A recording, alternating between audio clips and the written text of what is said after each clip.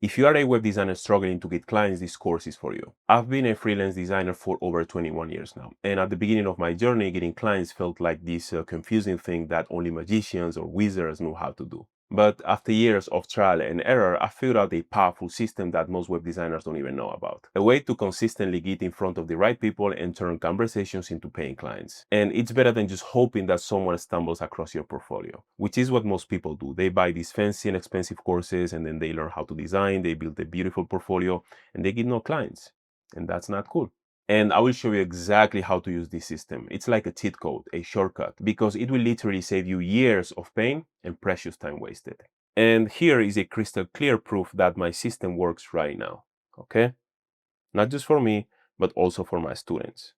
Now it's the time I sell you the course for $10,000. Nah, you get it for free.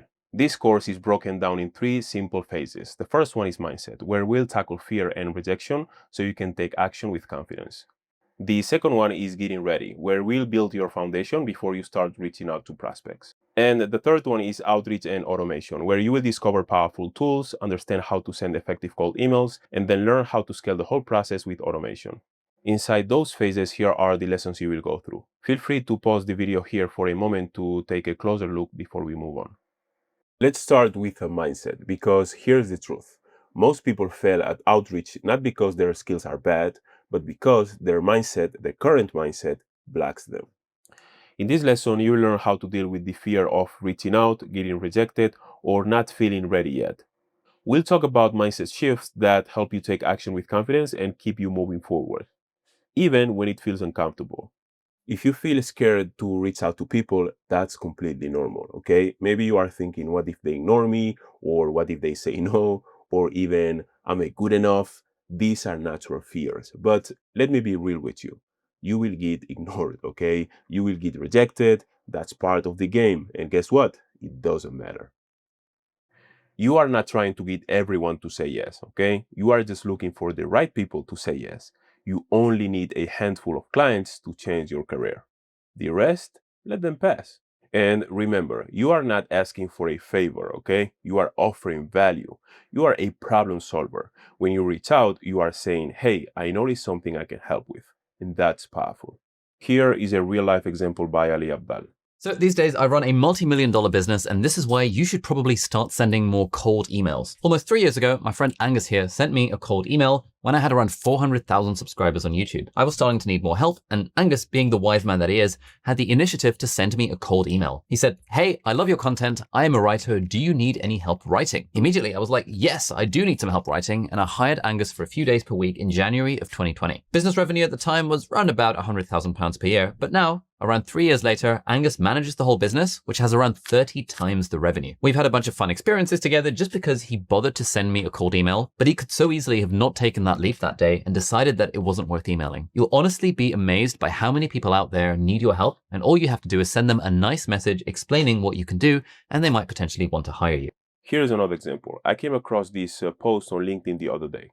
This designer works with huge brands like Disney, Pixar, the NBA, and so on. And look at what he says. That's the reality, okay? So if you are getting low reply rates at the beginning, it doesn't mean you are failing. It means you are going through the same process even the best people in the industry go through.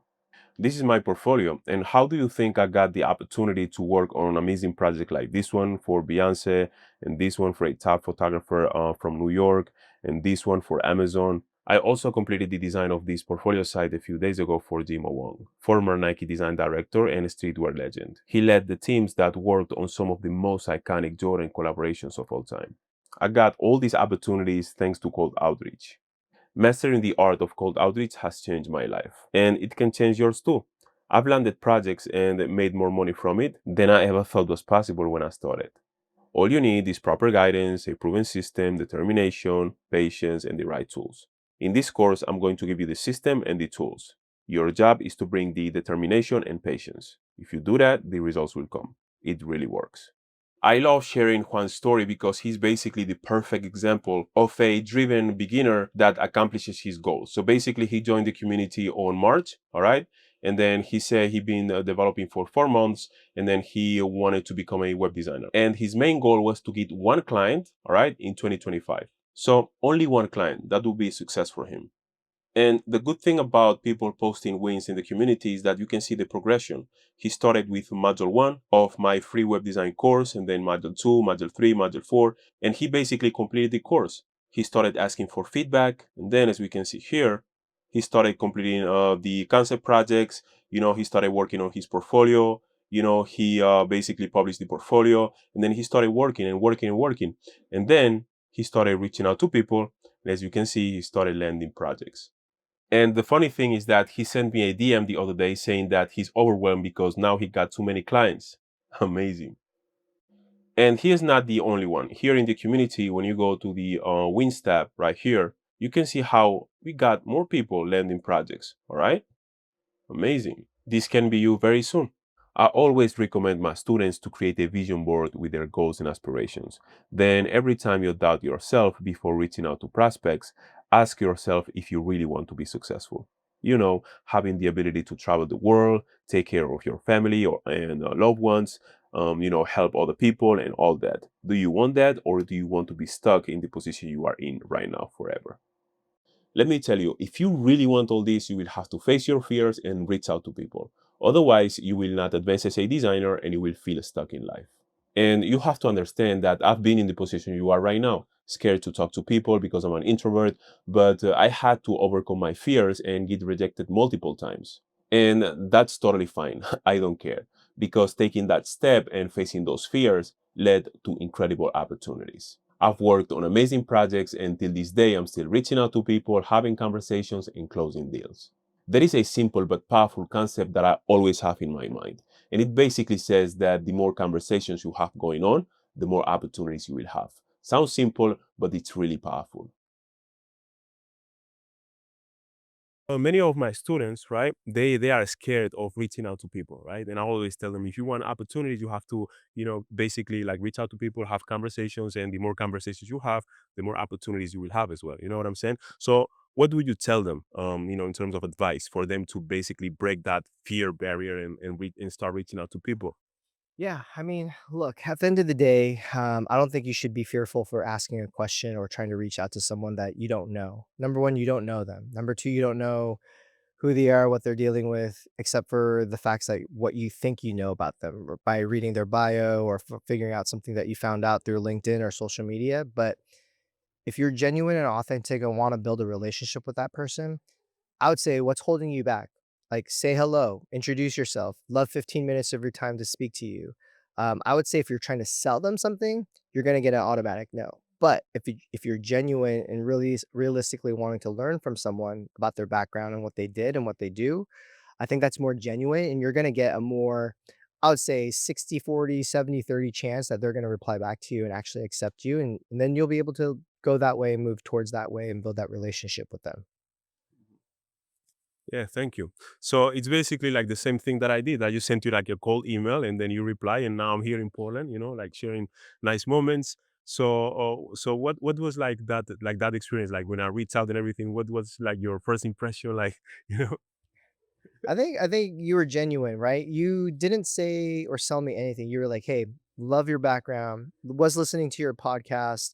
Loved your history. I just want to get to know you." And for me, when I hear that or read that, I'm like, "Yeah, great. I'd love to give you the opportunity to connect with you. I want to learn more about you." And that's how we met, Fidel. And then being able to tell you about the Creative Club idea that we have, and now you're here, right, participating in Creative Club and being able to help, our community and small businesses here, without, asking for anything. You're here genuinely to participate, and we're very grateful for that. But I would say, yeah, I mean, be authentic, be genuine. Just, be whom you are. Like, what do you really want from that person? Of course, it could be a connection, a networking opportunity, but before you ask anybody for anything, you got to build a relationship with them. And that's the most important part. You know this guy? You probably do. This guy is considered as one of the most confident people in sports history. Still, Michael Jordan did experience moments of insecurity, especially early in his career. In college, when he first joined the University of North Carolina's basketball team, he was initially unsure of himself, especially playing alongside more experienced players. However, this uncertainty fueled his work ethic and desire to improve. He famously did not make his high school varsity team on his first try. which also contributed to early feelings of doubt. But Jordan channeled these insecurities into motivation, relentlessly practicing to overcome them and become the legendary player we know today. And we have other people like Virgil, for example. Virgil Abloh was one of the most influential designers in modern times. And even though he died young, he accomplished so much during his lifetime. And here is one of the reasons why. And I think that young people, I know it's hard. It's lofty goals to be like, don't believe in abolish the stereotype and don't believe the box that they put you in. But life is so short that you can't waste even a day subscribing to what someone thinks you can do versus knowing what you can do. And that's like the switch. It's like the switch in your head is if you can get to a place where you can act on that in the next hour after we're done speaking, I guarantee you it's a domino effect. Everything just starts like sort of like, obliterating itself away. And here is another example of what happens when you face your fears. Ibtihaj Muhammad, despite all odds, she said, I know who I am and I know what I can do, breaking barriers and proving the power of self-belief. When I qualified for the Olympic team in 2016 and by the grace of God came home with an Olympic medal, it was one of the greatest honors of my life to represent my country, to represent my hometown, to represent my family, my friends, to represent all of you at the Olympic Games for Team USA. If you would have told me 30 years ago that I'd be in this position, probably would have called you crazy. Remarkable. So this is what these people have in common. They started a journey just like you, and then they started advancing, and then they get to a point where they start seeing this ghost, right? They start seeing judgment, criticism, and or rejection. And everybody has to face these things because this is human nature. It's our brain telling us, hey, this is dangerous, right? It's our defense mechanism. And understanding this is important because we often see judgment, criticism, and rejection as real obstacles on the road to success. They appear like ghosts that block our path, but the truth is they are just illusions. These fears only have power if we let them. And when faced with these challenges, you have three options. The first option is to stay at the edge, frozen by fear. But doing nothing means you will stay stuck, and this is the worst thing you can do. The second option is to jump over them, to avoid facing these fears. The problem with that is they will keep coming back, haunting you every time you face a new challenge. And you don't want that. But the third option, the one extraordinary people like the examples I gave you choose, is to face them head on. Because these ghosts are not real. You can walk right past them, and the more you do it, the less you will fear them. This is what sets successful people apart. They confront their fears, walk past them, and keep moving forward, again and again.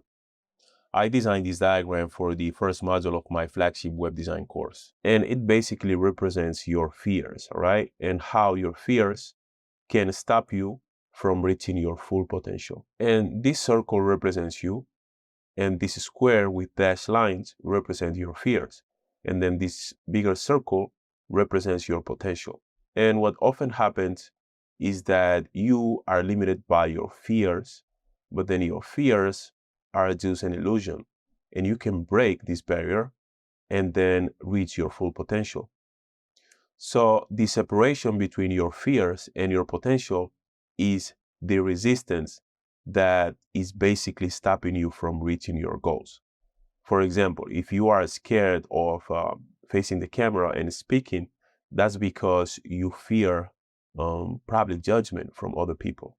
And you have to make sure that you break that barrier because it doesn't matter what other people think, right? You have to take action in order to reach your goals. So let me tell you a quick story. When I was a teenager, I made a website and then I was trying to sell t-shirts and other clothes. And then one day I decided to go to some of the stores in my local area and try to pitch them my clothes, to sell some t-shirts and all that stuff, right? And I was scared about that idea. And I remember the day I decided to go to a store, I sat, outside in a bench for like 20 or 30 minutes. I don't remember that, but I sat there for a while, and then I was debating with myself. I was like, man, should I go? Should I stay? Should I go home? Like, I don't know, because I was scared. I was feeling that resistance. And then I started thinking, all right, I have the ability to walk into the store, and I have the ability to speak, and that's what I can do. And there are other things that I can't control. I can't control how they will react. I can't control whether they will buy my clothes or not. I don't know. I don't know if they will laugh at me. I don't know. And then I thought, if I go back home, that would be very devastating for my confidence. So, because I basically designed the t-shirts, I got the t-shirts made, and the last step was to have enough courage to talk with these people so they can potentially buy what I'm offering. And I was like, enough. And I walked straight into the store and I showed them my offer and everything that I had. And they bought some t-shirts. And then when they bought the t-shirts sold out in like a couple of days. And that was incredible. That was like a boost of confidence, right? And fast forward, I designed their website as well. So the outcome of breaking that resistance and facing my fears was remarkable. And I'm still friends with the store owners to this day.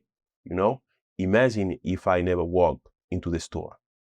In the world of web design, many people start off highly motivated. They learn how to design, build a beautiful portfolio with impressive concept projects. But when it comes to time for the real challenge, like finding leads and turning them into clients through emails, calls, and Loom videos, they face resistance and fear.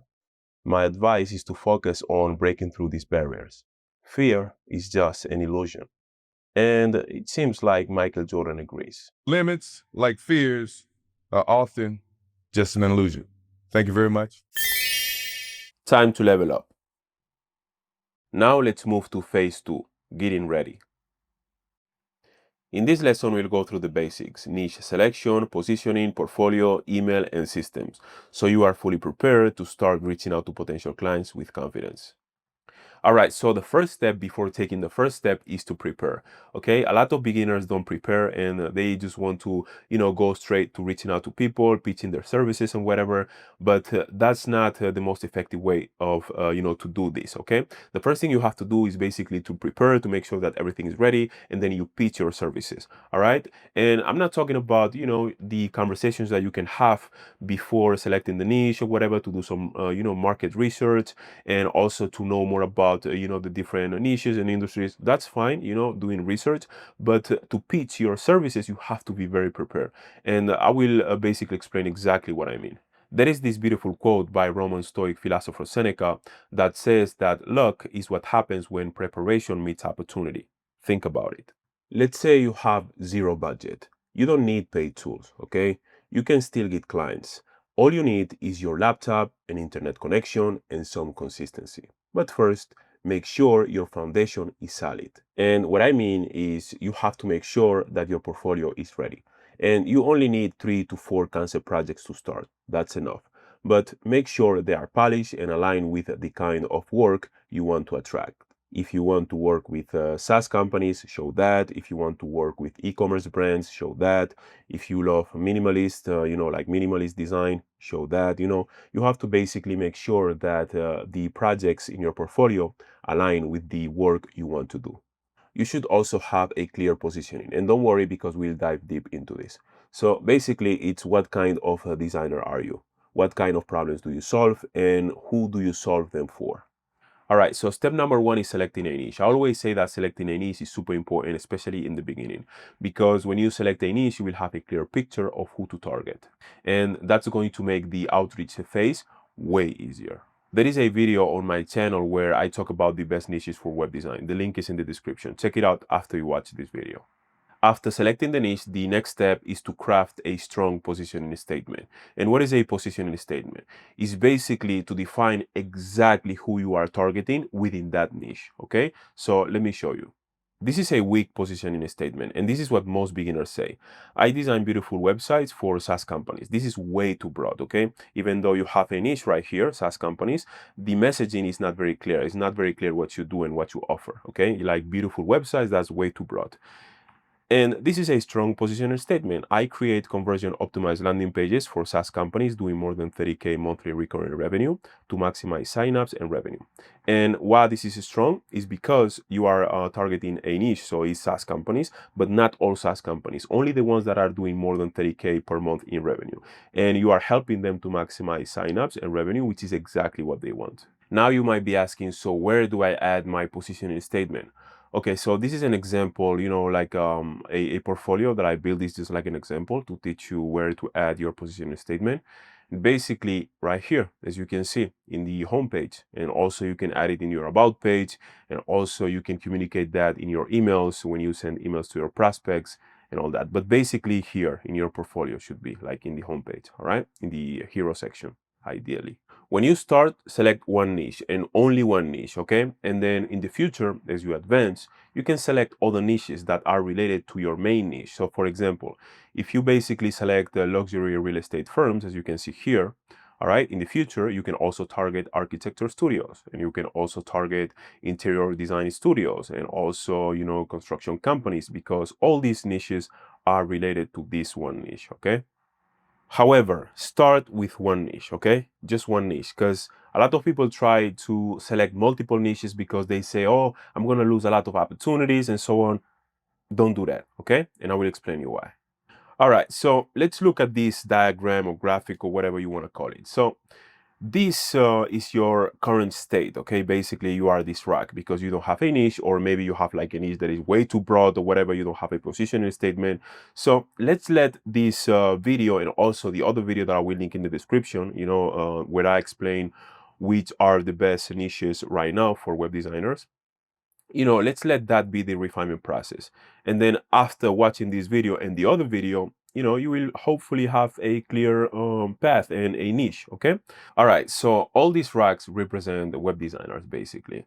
Beginners that don't know exactly who to target, they don't have a clear niche. So basically what they do, and not only beginners, all right? So there are some other people that also been in the game for a very long time, but still they are still struggling, all right? And that's because basically they target multiple niches because they think that if they only target one, they will lose opportunities, and that's not how it works. That's a mistake, all right? So pay attention about what I'm about to say, because oftentimes there is a misunderstanding about this whole niche selection. If you are looking at the portfolio of an experienced art director or creative director, you might see work across multiple niches, okay, and even different mediums. Same thing with a multidisciplinary designer like myself, and that's fine because at that stage their value is in their creative direction and the versatility. But early on, the best way to stand out and get clients is to be specific, okay? So let's say we visit this person's portfolio, okay? So we would basically see different projects for different niches, like a restaurant, and then a lawyer, maybe for a dentist, and also, I don't know, like a travel agency. And the problem with that is that this person's positioning statement will be diluted. And that will make this person's outreach efforts way less effective. All right, so let me give you an example. Let's say I own a luxury travel agency, okay? And then I go to the market because I need basically somebody to design a new website for me. So when I go to the market and I see all these people offering web design services to multiple niches, and then I go to the portfolio, and then they have, like a website for a coffee shop, and then another one for a real estate business, and then another one for like an e-commerce business or whatever. So I don't know who to trust because none of them is specialized, right? So what I would do is basically, try to compare and this and that, but then none of them is, talking directly to me. But then after an extensive search, I find this diamond, okay? So this person right here, this designer. And then this person says, I design high converting landing pages and websites for luxury travel agencies. So basically, I'm going to trust this person automatically because when I go to the portfolio and I see, and I like what I see, I'm gonna trust this person. And even if this person charges 10x more than all these other designers, I'm gonna hire this person, okay, instead of them. So basically, this is the power of selecting a niche. You have access to this survey, and basically it will help you evaluate whether your chosen niche is the right fit for offering web design services, all right? It's a very useful tool. The link is in the description. After selecting a niche, it's time to start working on your first concept projects. Your portfolio should have 3 or 4 concept projects. What is a concept project? Let me show you. Here is a concept project, and as you can see, is a website for an architecture studio. And as you can see, I have, some mockups, and then a little description here, and then, more images.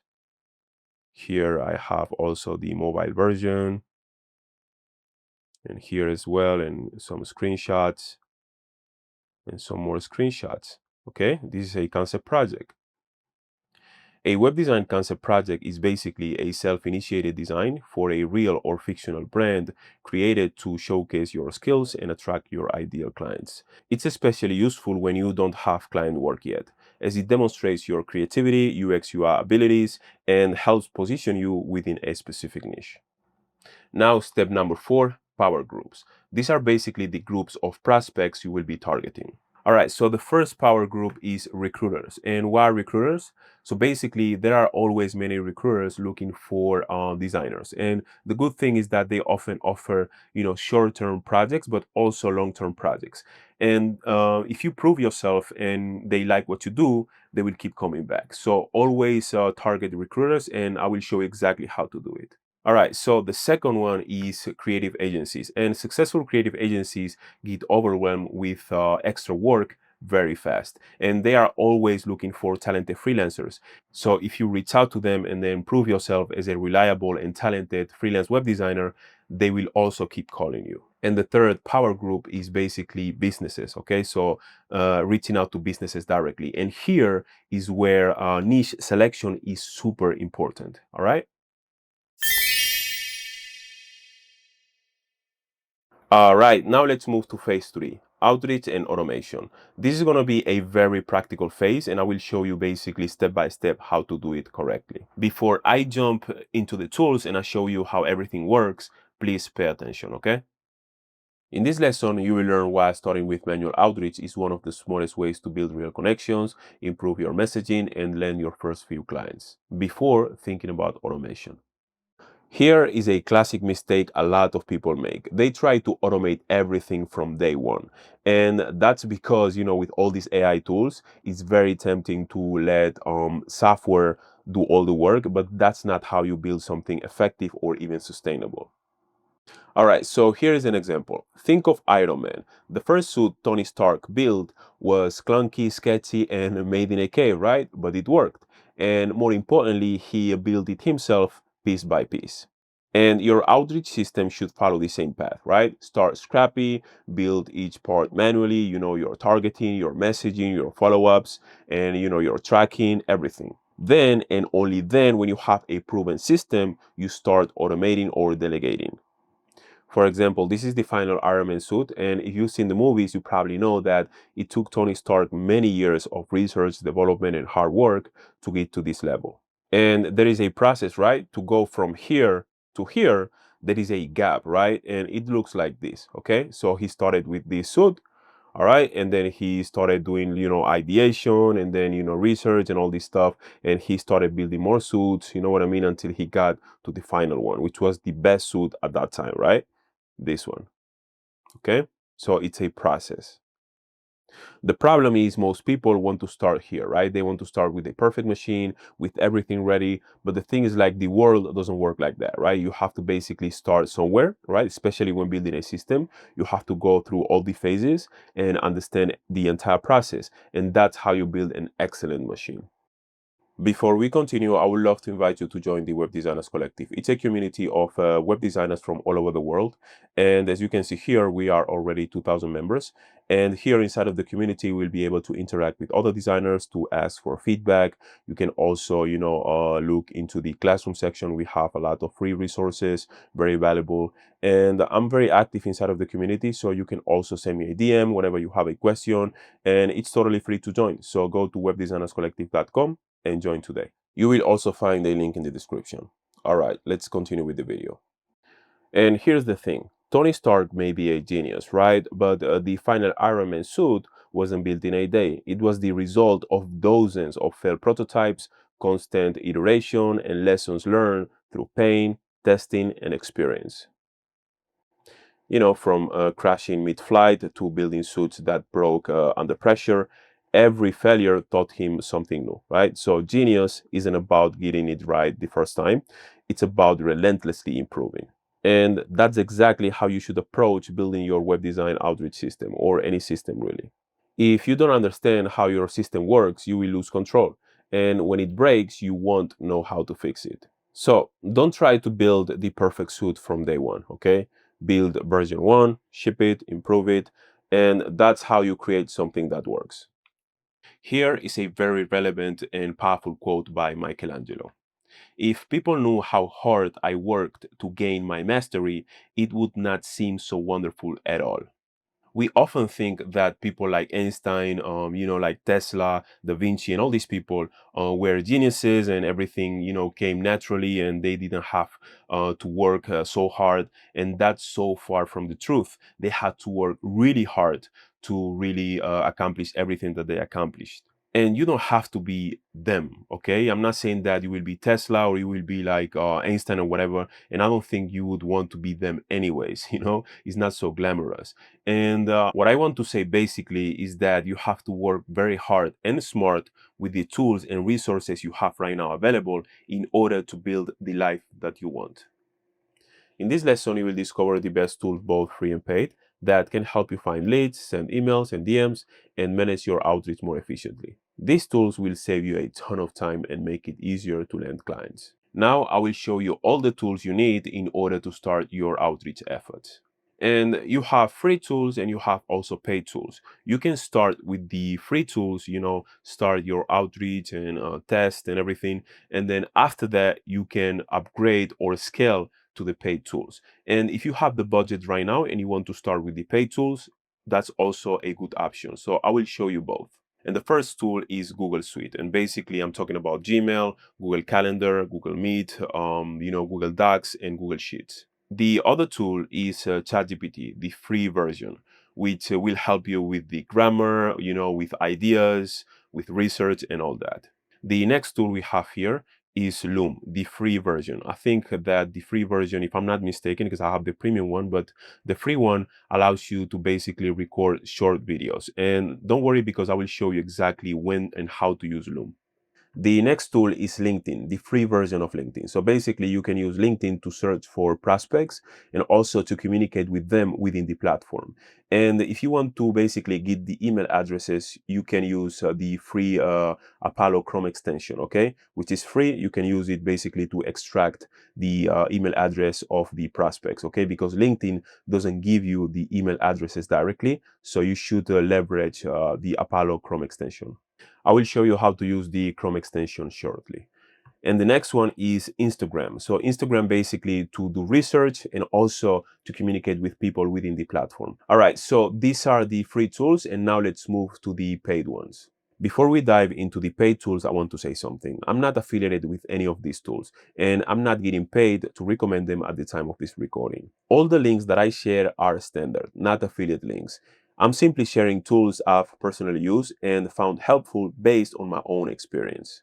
The first tool I will talk about is Apollo, and you can basically start with the Apollo basic version and then upgrade as you scale. And Apollo, the basic paid version, will basically help you extract more emails, because the free version is a little bit limited, but with the first tier of the paid version, you can basically scale a little bit. All right, and then when you feel limited again, you can upgrade to the other paid tiers. All right. And even though Apollo has the ability to basically send emails through sequences, we are not going to use Apollo for that. We are going to use a different tool that I will talk about in a second, but Apollo is very useful to basically get those email addresses from LinkedIn. The next tool is LinkedIn Sales Navigator, which is not very cheap, okay? It's not very expensive if you think about all the leads that you can get from Sales Navigator, but it's around $100 per month. And many people don't use Sales Navigator because, first of all, it's a paid tool, and a lot of people want to basically get the leads for free. So you can start for free, as I say. Like, you can use LinkedIn, the free version, to start, to test and to get the first clients and whatever. And then after that, you can start using Sales Navigator, because Sales Navigator, as I said, is extremely powerful. And also, Sales Navigator offers a 15-day or 30-day free trial. Don't quote me on that.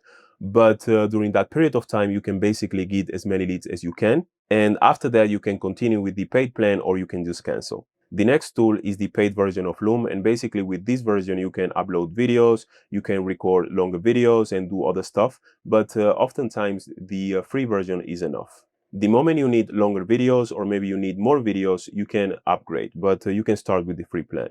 The next tool, it's called Instantly, and this tool is extremely powerful, and it's basically a tool that helps you send cold emails, and this is the one that I use. All right, and when you combine Instantly with Sales Navigator and Apollo, I mean, the combination is incredible. And Instantly costs $47 per month at the time of this recording, and they offer a 15-day free trial, so you can try it out and see if you find it valuable, which I know you will, because it's an amazing tool. And it's cheap. If you compare, like the price and the value, it's extremely cheap. The next tool is Calendly, to help you with appointment booking. And then the next tool is the paid version of ChatGPT for superior, research, and also help you with the writing. So when you write the emails and everything, you can have like a superior, basically, AI companion. The free version is all right, but the paid version is incredible. Okay. The next tool is called EvaBoot, and this tool is great because it basically allows you to export emails with 1 or 2 clicks from Sales Navigator, and also cleans the data and everything. But the thing is, when you're already paying for Instantly and also for Sales Navigator, it might be a little bit too much to also pay for EvaBoot. It's a little bit more expensive. But when you are trying to move faster, or you are trying to scale, it's a must-have tool because it saves you so much time. And at the moment you start using EvaBoot, you can already cancel the Apollo subscription, because with the free Chrome extension, you can already extract some high-level emails or whatever, but you will use EvaBoot to basically extract emails at scale. Now I will show you how to use all these tools, and we'll start with Google Suite.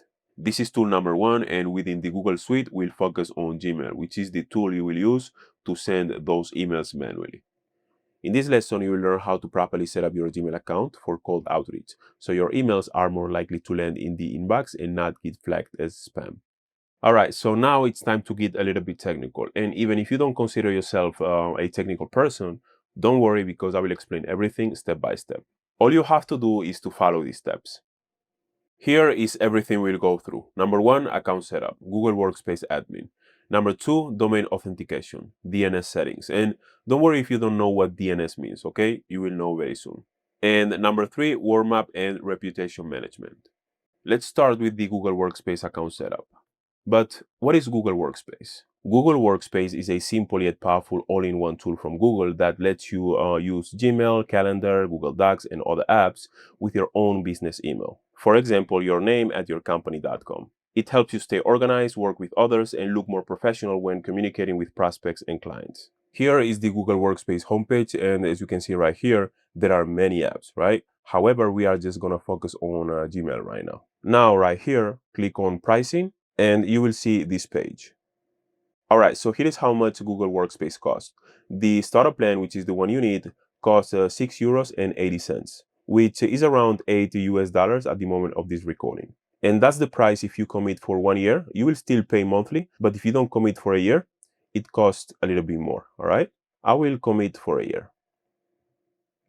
Now you will see a page that looks like this. So let's fill out the information. Here, add your business name. It can be your name and your last name. I'm gonna write WDC course, and then here you can select just you, your country, and then next. Here you add your first name, last name, and then your current email address. Then click on next. All right, so this step is very important. Okay, here is where you can get a custom domain. And it's important that you purchase a domain because at the end of the day, if you send emails with your @gmail.com domain, it doesn't look professional. Okay, so I recommend you to get a custom domain. So instead of your name @gmail.com, you basically create your own domain. Okay, so your name @yourbusiness.com. All right, so here are a few examples. So when you are reaching out to people as a solo freelance designer, use your name. All right, ideally your name plus your last name. But if it's taken, you can also use made by and then your first name, or your first name and creative, or your first name and designs. There are many options. Don't use a generic domain or an agency domain because you are not an agency yet. Something like this. Okay, this is the ideal setup. All right, and this is what I have right now. So basically I have this domain for freelancing, and then I have this one for my agency, and I also have one with my name and last name that I use for freelancing. And this is the setup that you eventually want, obviously, if you want to build an agency in the future. If not, you can keep using your freelancing domain. All right, so back in Google Workspace, if you want to set up the account using your existing domain, if you have a domain already, you can basically set it up by clicking here. However, we are going to focus on getting a new domain. So let's click here and then click on this button. All right, so here in this box, you add your desired domain name following the advice that I gave you before. In my case, since I'm starting a one-on-one coaching program very soon, I will take advantage of this moment and register the domain. So this is my current setup, adding my coaching business. And unlike many coaches, I actually do what I teach. If you want me to work with you one-on-one and help you become a very successful web designer, go to Coach Fadel and apply, okay? Spots are very limited and this is not for everyone. Unlike most coaches, I guarantee results, which is why I only work with people who are a good fit. So go to coachfadel.com. I will leave a link in the description as well. And it doesn't hurt to apply. The application takes 1 or 2 minutes and it could change your life. All right, so I hope you applied, and now let's purchase the domain. So maybe your name and your last name, or maybe your name and the creative, or whatever. In my case, I will add. All right, so coachfadel.com, it's available. The price of the domain through Google Workspace is 12 euros per year, which is about 14 US dollars. Now let's click on next. Now you will see this page, enter your information and then next. Now you will be prompted to create a username and a password. Here you add your name, and then here a password. Here, Google might suggest you to subscribe to the Business Plus plan. All right, that's the art of the upsell. However, don't worry, because what we'll do is basically complete the setup of the account and then downgrade to the starter plan, and we'll still have the 14-day trial. So click on this button. Now you double check this information and then add the payment method. Now you will see this screen. Click on skip for now right here. Here, click on continue, continue again. Now you will see a screen that looks like this. Click on admin console right here. Now if you see this pop up, click on get setup right here. All right, so this is the Google Workspace admin dashboard, and now it's time to do the configuration. You can ignore this message, okay, because I will basically walk you through the steps. Now let's activate Gmail. Here on the left-hand side, click on account, and then click on domains, and then click on manage domains. Now you will see your domain here, and all you have to do is click on activate Gmail right here. Now you will see this pop up, keep setup MX record selected, and then click on next right here. All right, so now you have Gmail activated, and now you can use Gmail to send and receive emails using your custom domain, which is amazing. Okay, now click on done right here. Now you will be taken back to the dashboard. Now here on the left-hand side, if you go to apps and then Google Workspace and then Gmail, you will see how Gmail is activated, okay? Now let's click again on apps to collapse it and then go to directory and then users. Now here, click on your name. Now you will see your user profile. And the first thing you have to do is basically to add a profile picture right here, which will be the picture that will show in your emails. And it looks more professional when people see your face in your emails, okay? So basically make sure that it's a professional photo, not a photo of a cat or a dog or whatever, all right? To add the profile photo, click here and then add your desired photo from your computer. After adding the profile picture, go to gmail.com. Now here on Gmail, you can log in using your credentials, basically your custom domain. Okay, so in my case is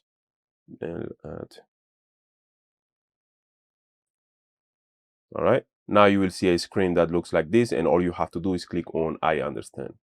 Now here, I always turn on the smart features, but if you don't want to, you can basically turn them off and then click next. Same thing here, and then same thing here. Now you click on reload. You can close this, and now you will have access to your Gmail account. Before we move to the rest of the settings, I want to show you something. All right, so here we have basically an illustration of how some emails land in the spam folder and some other emails land in the inbox. And obviously you want to land, as many times as possible in the inbox, because otherwise people won't see your emails, right? Because obviously some people check the, the spam folder, and I suggest you to always, always, always check the spam folder, but many people don't. So in order to increase the chances of people replying to you, you have to definitely increase the odds of your emails, landing in the inbox. So, and that's exactly what I will explain right now. All right, so here we can see this spaceship, and this represents a sender with good reputation, or a new sender that basically is not carrying any red flags. And these red flags right here represent senders with bad reputation or senders carrying red flags. And what happens is that the email service providers have sort of like a radar.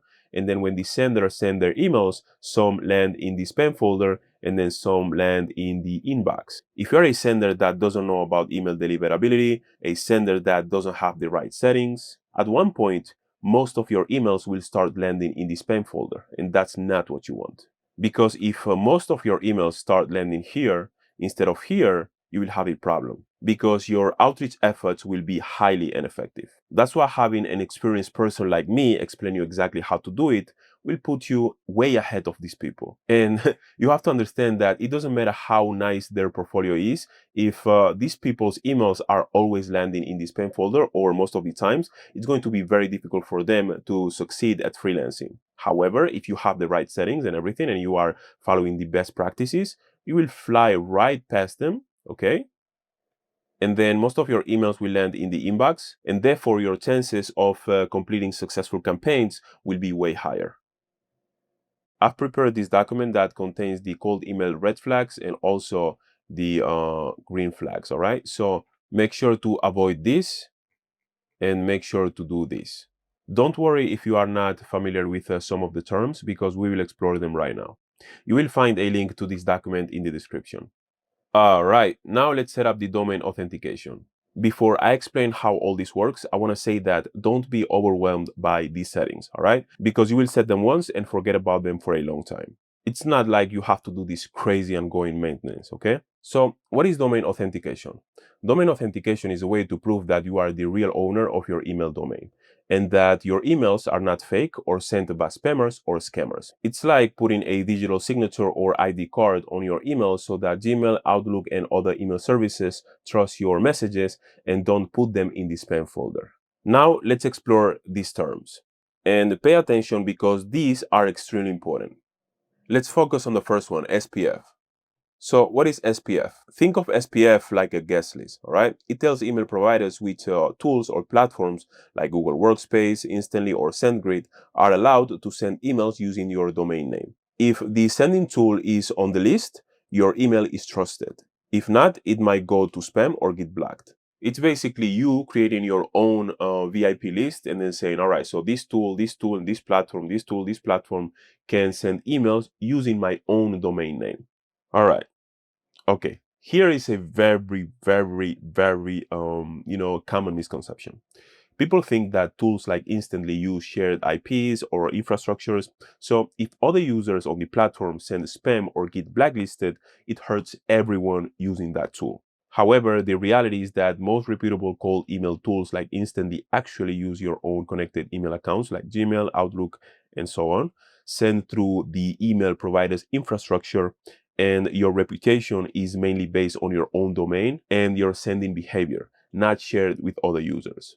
There are also tools that offer the option of, to send emails using their infrastructure, but we are not doing that, okay? We are basically connecting Gmail to Instantly, all right? So don't worry about that. You also have to know the difference between tools like Instantly and MailChimp, all right? So basically, Instantly is a tool that's designed to send cold emails and automate the process. However, MailChimp is designed for email marketing. So let's say you own an e-commerce business or whatever, and you want to send emails to your customers. You use tools like MailChimp, Klaviyo, and so on. Okay, so that's the difference. And tools like MailChimp and Klaviyo do use shared IPs. Okay, so basically multiple users use the same IP to send emails. That's usually the default.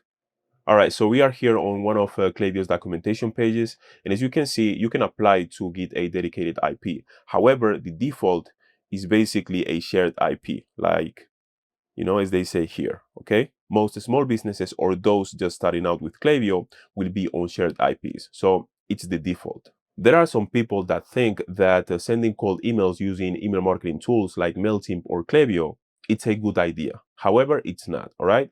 So don't use email marketing tools to send cold emails, because if you do that, the chances of your emails landing in the spam folder at one point are very high. All right, so now you know what SPF is and how it works. It's time to move to the second one, and it's basically DKIM, which stands for Domain Keys Identified Mail. Let's check it out. So what is DKIM? DKIM is like a digital signature on your email. It proves that the message really came from you and wasn't changed after you send it. That's it. That's all you have to know. Now you know about DKIM, and it's time to learn about the last one, DMARC. So what is DMARC? DMARC is like a rule book for email authentication. It tells email services like Gmail, Outlook, and so on what to do if an email fails SPF or DKIM. It provides instructions such as reject the email if it fails both checks, mark it as spam, or simply allow it through but flag it as suspicious. In addition to this, DMARC sends you reports so you can monitor your domain's email authentication status. These reports help you track whether there are any issues with SPF or DKIM, so you can make necessary adjustments and protect your domain from email spoofing and phishing attempts. So, in a nutshell, DMARC protects others from emails pretending to be from your domain. All right, now it's time to set all these up. So the first one we'll set is SPF. All right, so back in the Google Workspace dashboard, we are going to verify our information for Squarespace. To do so, go to your Gmail inbox and you should see an email that looks like this, all right, from Squarespace. Click, and then click on this button below Manage Your Domain. Now click on Continue with Google and log in using your custom domain. All right, now you will see a page that looks like this, and all you have to do is click on your domain right here. And then here we have all the domain settings. All right, so now to verify the domain, you have to basically click on a link that they sent you to your email address, and not the new one that you created, but the one that you used to create your Google account. So basically, you should see the email address right here, okay? So make sure you check this, the inbox of this email. And if you don't see the verification email that Squarespace sent you, click on this link where it says Resend Verification. Okay, so this is the email you will see, and all you have to do is click on Verify Now, and then you will see this message. Now, when you go back to the Squarespace dashboard, you will see how your domain is active. All right, so now here on the left-hand side, we click on DNS. Now you will see this page, and all you have to do is scroll all the way down. As we can see here, we already have the SPF record, all right? So we don't have to add it. As we just saw, Squarespace adds the SPF automatically, but in the case you delete it by accident or you don't see it, you can go to this document that I will share in the description, and you can add it again. All right, so we have the SPF set. It's time for DKIM. In this document that I shared with you, you can also see how to set up the DKIM.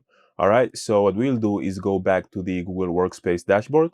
Here on the left-hand side, we click on Apps, then Google Workspace, then we click on Gmail. Now click here where it says Authenticate Email. All right, so here we have the settings, and Google sometimes sets these automatically. However, if you don't see this set, you have to do it manually, okay? So if you see this, Stop Authentication, it means that it's already set. If you don't, that means that you have to set it manually. So if you see Start Authentication, all right, click here, and you will see domain pending, okay? And you have to wait. Usually it takes up to 48 hours. All right, so now we have DKIM set up, and it's time to set up DMARC. Now let's go back to Squarespace, and then here where it says Add Record, you click.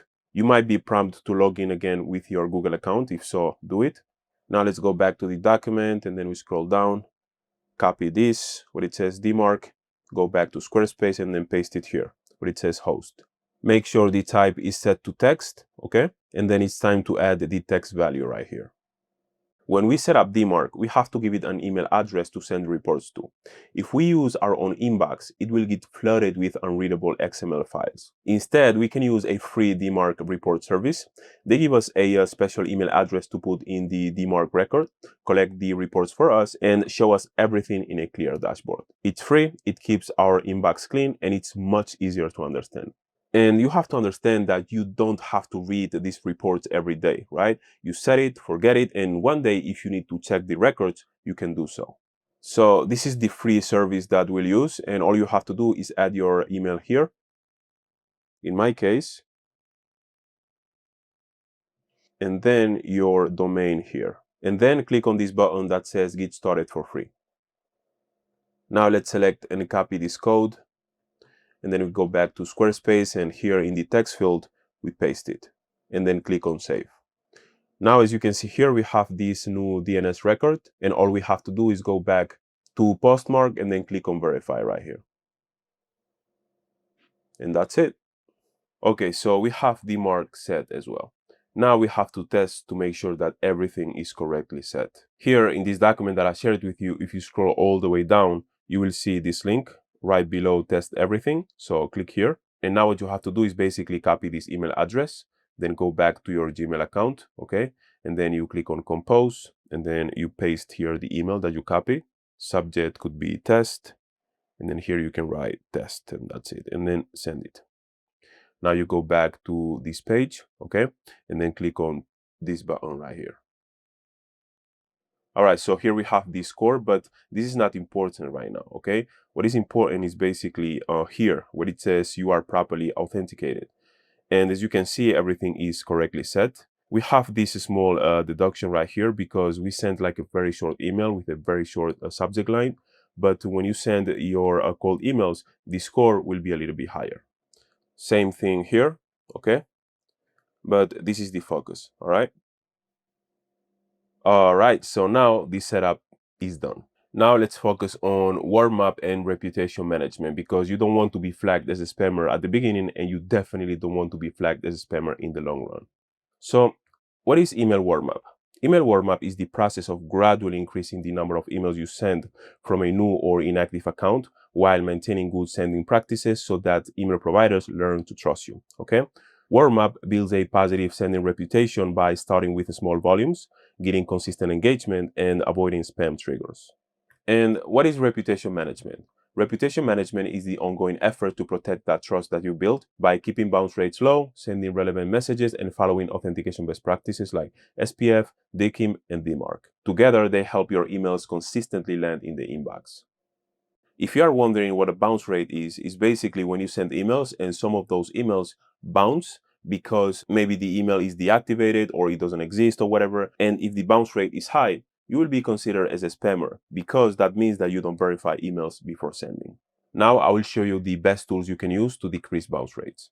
The first tool is Apollo. And what is Apollo? So the main role of Apollo is basically a lead database and also an email sending tool. However, we are not using Apollo to send emails, okay? We are just using it to get, the emails from Sales Navigator, and then we'll use instantly to send the emails. And don't worry, because later in this course, I will show you exactly how to use it.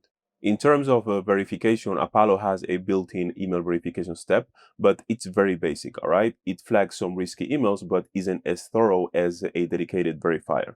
So when should you use it? If you are pulling leads directly from Sales Navigator using Apollo and sending right away through Gmail, the built-in check is fine, but I wouldn't rely on it for high volume cold outreach without an extra cleaning step. So for now, you can rely on Apollo to do the checks, okay? Like basically when you add an email, from Sales Navigator to Apollo, it will tell you if that email is verified, okay? You can use that. And later on, when you want to basically scale the operations and send, a higher volume of emails, you can use the other two tools that I will show you right now. And this is what I mean. When we click on Access Email here on the Apollo Chrome extension, you will see whether if the email is verified or not. If you see this question mark, it means that it's not verified yet. If you see basically like a check mark, a green check mark, it means that the email is verified. In this case, after clicking on access email, we can see how this email is verified.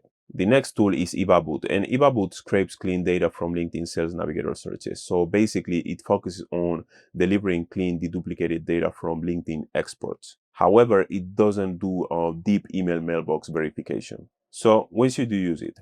EvaBoot is great for building clean lead lists from LinkedIn.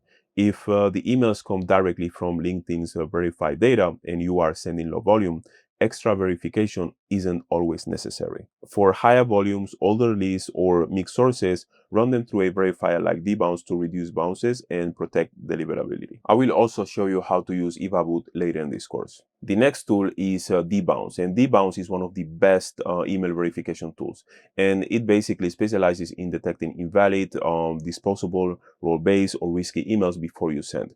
And it's best for cleaning your final list before importing to Instantly, Apollo, or any sending platforms. However, this tool is better used when scaling and you are sending like many emails every day. Here is when to use dbounce. If you are sending 0 to 30 emails per day, this is optional. If you are sending 31 emails per day to 50 emails per day, it's recommended. If you are sending 51 plus emails per day, it's mandatory. Dbounce is very cost effective. You can verify 5,000 emails for $10. So make sure you use it. Upon checking, I just noticed that dbounce is not taking new users right now, but you can join the waitlist, all right, by clicking here, and then I will show you an alternative. And this is at the time of this recording, right? You might be able to register already, depending on when you are watching this video. The first alternative is email list verified, and it's more expensive than dbounce, but still a good option, okay? The next one is never bounce, all right? More expensive than the other two, but still very popular and a solid option. Now that you've mastered the technical part, you have to understand that a messy inbox can basically slow you down and make you miss important replies. In this lesson, we'll set up a simple Gmail structure so you can quickly spot responses, track follow-ups, and also keep your outreach organized without distractions. Now let's organize the Gmail inbox. The first thing I want you to do is to remember the 3 power groups: recruiters, creative agencies, and then businesses.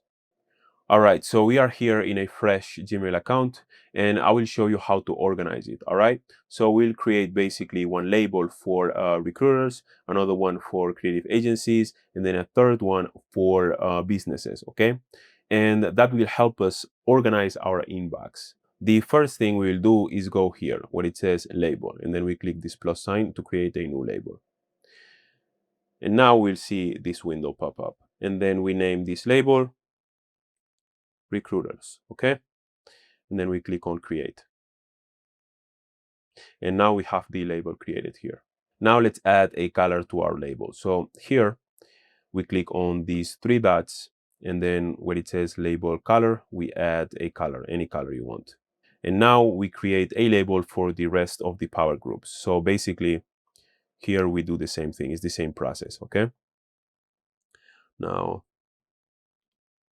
creative agencies, and then we create another one for businesses. And then we change the color.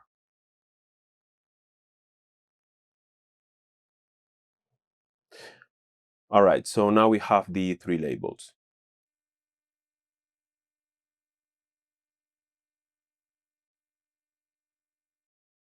All right, so here we have all the custom labels, and as you can see, I've changed the color of the business's label, and you can add a custom color like I did by clicking these 3 dots, and then here where it says label color, you go here where it says add custom color, and you can add a custom color. All right, every time you send an email to a business, you add this label. Every time you basically send an email to a creative agency, you add this label, and then every time you send an email to a recruiter, you add this label. After you send the first email, if they don't reply, you basically send follow-up 1, okay? And then you wait another 3 days. If they don't reply, you send follow-up 2, and then you wait another 5 to 7 days. And if they don't reply, you send follow-up 3, okay? And you add all these labels to each email. I will show you right now. Okay, so I have here an email, all right, a test email. And to add a label, you just have to go here and then click on these 3 dots and then label. And then you add the label. In this case, I will just add the creative agency label, and then you click on send. After sending the email, if we go to the creative agencies label right here, we click, we can see the email right here, okay? All right. And now when this person replies, we're going to see the email in the inbox with that label. I will show you. Okay, so here is the reply. And then when I go to the inbox, as you can see, the label is here. Now all the emails that I send with this label will stay here, okay, inside of creative agencies. Now let's say we are sending an email to a recruiter. So basically here, the same process, then label, and then recruiters, okay? And then we click on send. Now when we go to the recruiters label right here, we are going to see the email, okay? What we do next is basically click on these three dots right here, and then we hover over label as, and then we select follow-up one, okay? Now we have selected recruiters, as you can see here, and then follow-up one. The next thing you have to do is click on apply. And now you will see two labels, follow-up one and then recruiters. Now you are ready to send the first follow-up email. So you click on reply, and then you write your follow-up email, and then you click on send, something like this.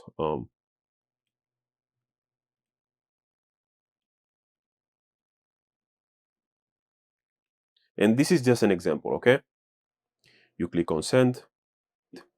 After sending it, this email will be located here inside of the follow-up one folder, okay? So basically here you will have all the emails that are in the follow-up one status. And then after other 3 extra days pass, you send the follow-up 2. Basically, you go to the email again, and then you remove this, this label follow-up 1, which is important because you don't want to have this email in 2 folders, follow-up 1 and follow-up 2. You want to have it in the folder and label that basically represents its current status, okay? Which in this case, it's going to be follow-up 2. However, do not remove the label here, because if you click here, I will click, all right, it's going to be out of the, this folder, and then you have to go to the recruiters, and, it's more time consuming. So I'm going to undo this, and then here in the 3 dots, you click, instead of removing it here, you click these these 3 dots, and then you hover over label, and then now you deselect follow-up 1, okay? You click here, and then you select follow-up 2, and then you click on apply. All right, now we have the follow-up label right here. I know that all these steps might seem a little bit overwhelming at the beginning, but don't worry, because you will develop that muscle memory, and you will basically do this very easily because all these options are very intuitive. Now let's go to the follow-up 2 folder, and I said follow-up folders because at the end of the day, these labels function like folders, okay? So let's click here. And now we can see the email here, okay? And it will be automatically removed from the follow-up 1 folder. And why we want this, okay? Why we want to basically remove it from follow-up 1 and then keep it only on follow-up 2? It's because after a few days pass, we want to move it to follow-up 3. Okay, and we do that because we don't want to keep following up forever, all right? We want to make sure that after 3 follow-ups, we stop following up, and then we can still follow up later, like, 6 months later maybe, but we want to make sure that we are not, sending like, many emails to the same person in a short period of time. And you have to understand this. For some people, it takes a few emails before they reply. That's why following up is very important. And we will separate the follow-up into 2 groups. The first group is short-term follow-up. And that's basically, like a few days after the previous email. And we do that up to 3 times, okay? And then after that, we have the long-term follow-up, which is basically 3 to 6 months after the last follow-up. And don't worry, because I will structure all this so you can understand it. Okay, so this is what I mean. We have 3 cycles, cycle 1, cycle 2, and cycle 3. And we start here at cycle 1. And then after 3 months of no reply, we move to cycle 2. And then after 6 months of no reply, we basically move to cycle 3. It doesn't mean that you have to be sending emails, like 3 months in a row and then 6 months in a row. It basically means that you send 3 emails. If you don't get a reply, you wait 3 months, and then you send another 3 emails, okay? Okay, so this is what I mean. So this is basically, the original email, the first email we send to the prospect. After sending this email, we wait 3 days. If no reply, we send follow-up 1, and then we wait 3 days. If no reply, we send follow-up 2. If no reply, after 5 to 7 days, we send the final follow-up within this cycle, okay? Follow-up 3. Pay attention, because this is a small detail, but it's very important. So start a fresh email thread at the beginning of each cycle. Let me explain. When you start cycle 1 and you send the first email, you start a new thread, okay? And all these emails, the original email, follow-up 1, follow-up 2, and follow-up 3, will stay in this thread. When you move to cycle 2, you start a new thread. And then when you move to cycle 3, you start a new thread. And we do this because we don't want a very long thread with a bunch of unanswered emails, okay? What we want basically is to reframe each cycle with a different message. We don't want to recycle the same message over and over and over, okay? As I said here. Tweak the messaging across each round or cycle. The second and third batches shouldn't feel like recycled emails. Maybe reframe the value, share updates, or ask different questions. Now, as you can see here, I've created the 3 cycle labels, cycle 1, cycle 2, and cycle 3, because, every time we send an email, we have to also add the cycle in order to have everything organized. So basically here, you can see the email that I've sent before, all right? And what we have to do is click on these 3 dots and then hover over label, and then we select cycle 1 because this email is on cycle 1, right? Because we only said 1 follow-up, okay? The cool thing about labeling is basically that we can see how this email is on cycle 1. It's basically the second follow-up, and it belongs to the recruiters power group. Nice. All right, now you know how to organize your Gmail inbox using labels. If you want to explore further and you want to basically learn how to use other apps inside of Google Workspace, go to the link in the description where it says how to stay organized as a web designer. In that video, I talk about other relevant Google Suite apps that you can use to stay organized, okay? And I go more in detail. But watch that video after you finish watching this one, okay? In this lesson, you will learn the key elements of a high-performing cold email, from subject line to call to action, so you can write emails that basically get opened and replied to. Now I will show you the structure of a cold email, and I will also show you some examples after showing you the structure, so you can understand what to do and what not to do. All right. So the first part of an email is basically the greeting: hey, hi, or hello, and the name of the prospect. Here we have the opening, and the opening is basically just like a few lines, and ideally it should be personalized. I will talk about it a little later. Here we have the message body, and it's the main content of the email. Here we have the CTA, which is the the call to action, and here we have the signature. Before I explain each of these, I will show you an example of a bad cold email. So this is a cold email that I received not too long ago, and this is a clear example of a bad email. For context, and for those who don't know, I own a direct-to-consumer brand as well, and I receive emails like this almost every day. And obviously, as you can see here, most of them land in the spam folder. And why? It's because of the message and the structure is terrible. Like, we can start with the greeting. So basically it says, "Dear team, this screams mass emailing, okay? This screams spam. Trust you are doing well." I mean, this is fine. "I was on your website and it needs improvement."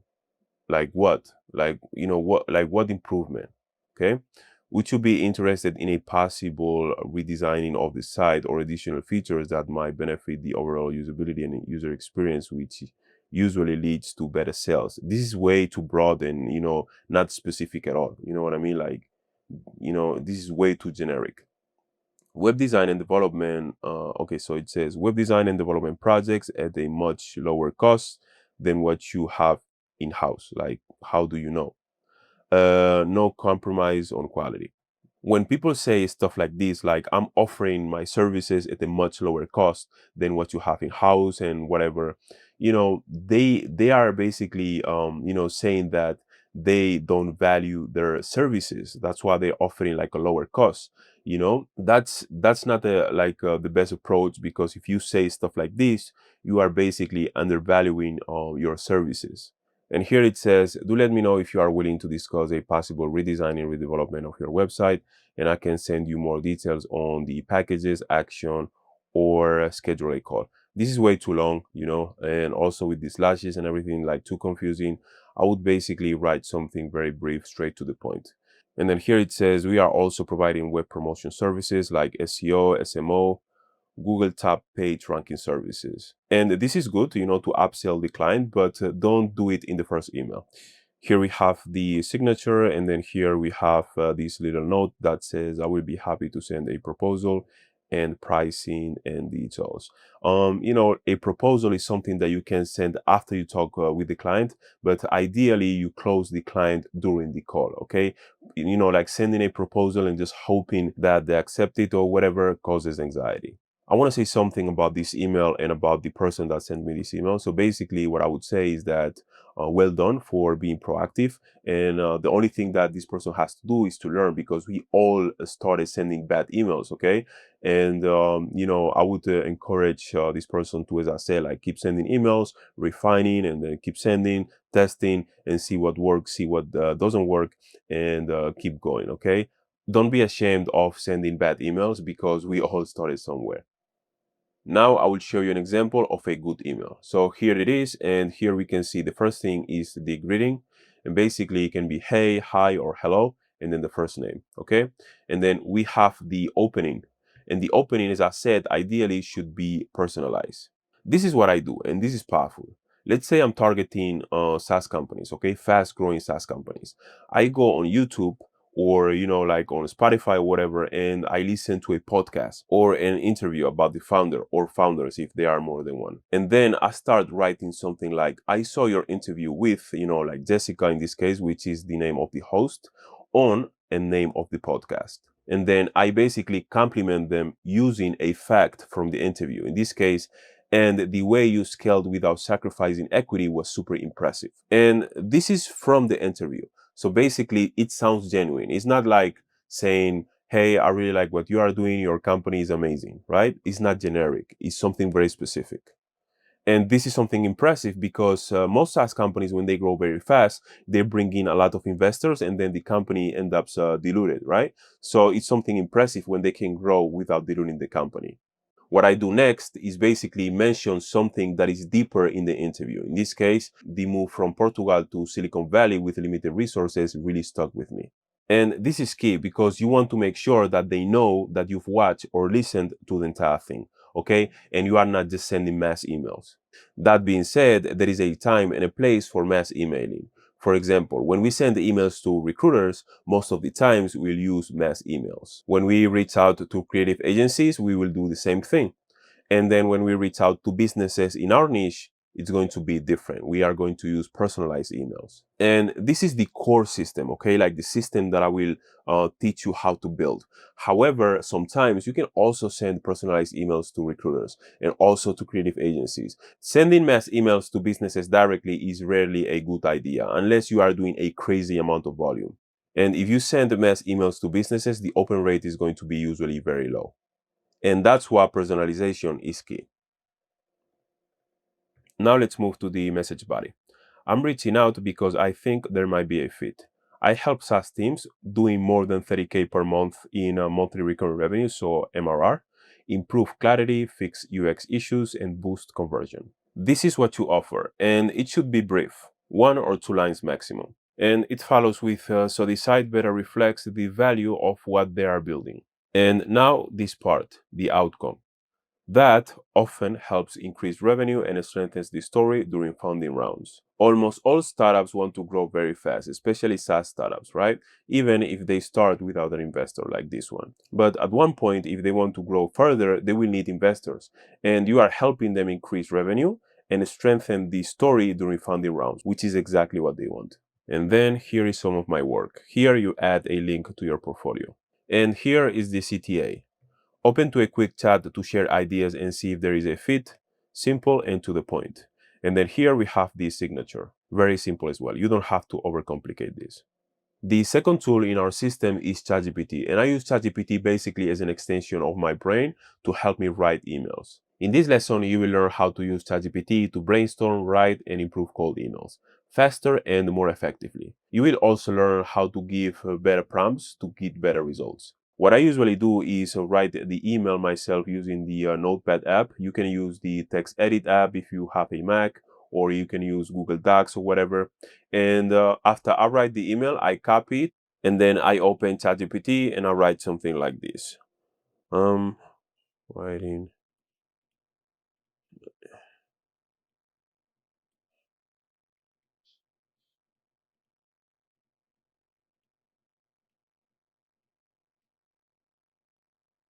And then I paste the email. ChatGPT says, this is already a strong cold email. It's personal, relevant, and specific. That said, here is a breakdown of a few areas that could be tightened or slightly improved. Here we can see the suggestions, and then here we can also see a cleaned up version, okay?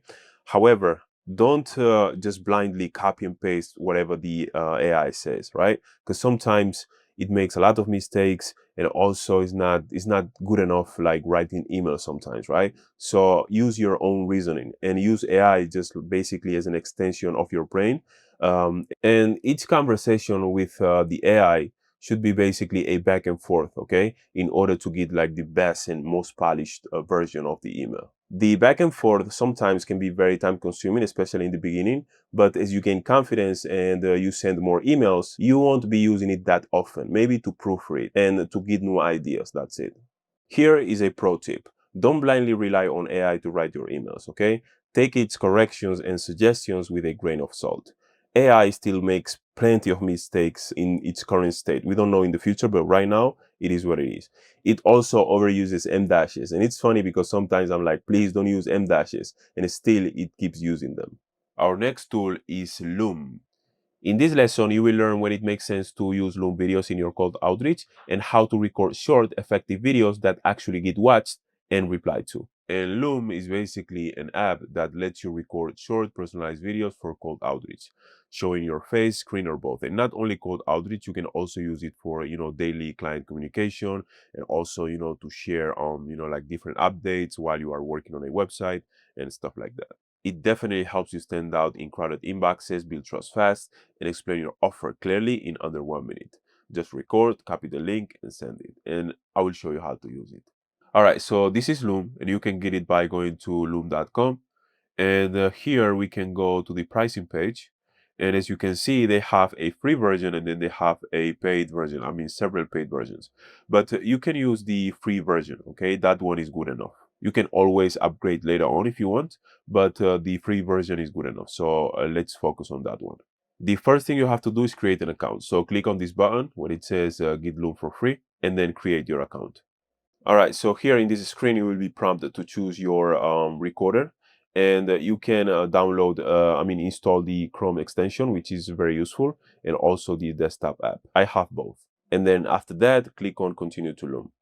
Here you can watch this tutorial, and you can also click on Record a Loom to try it out. It's very simple. When you click on this button, this will pop up. Then you connect your microphone and your camera, and you click on Start Recording. That's it.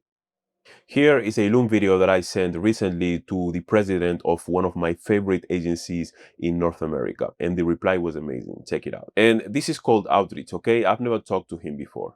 Hey, how is it going? This is Fadel from Spain, and I'm sending you this quick message because in this era of AI, I think a little bit of personalization and human connection is very important. And I just wanted to tell you that your agency is basically one of my references. I love, what you do, especially, like that NBA ring, right? That's like that championship ring is crazy, right?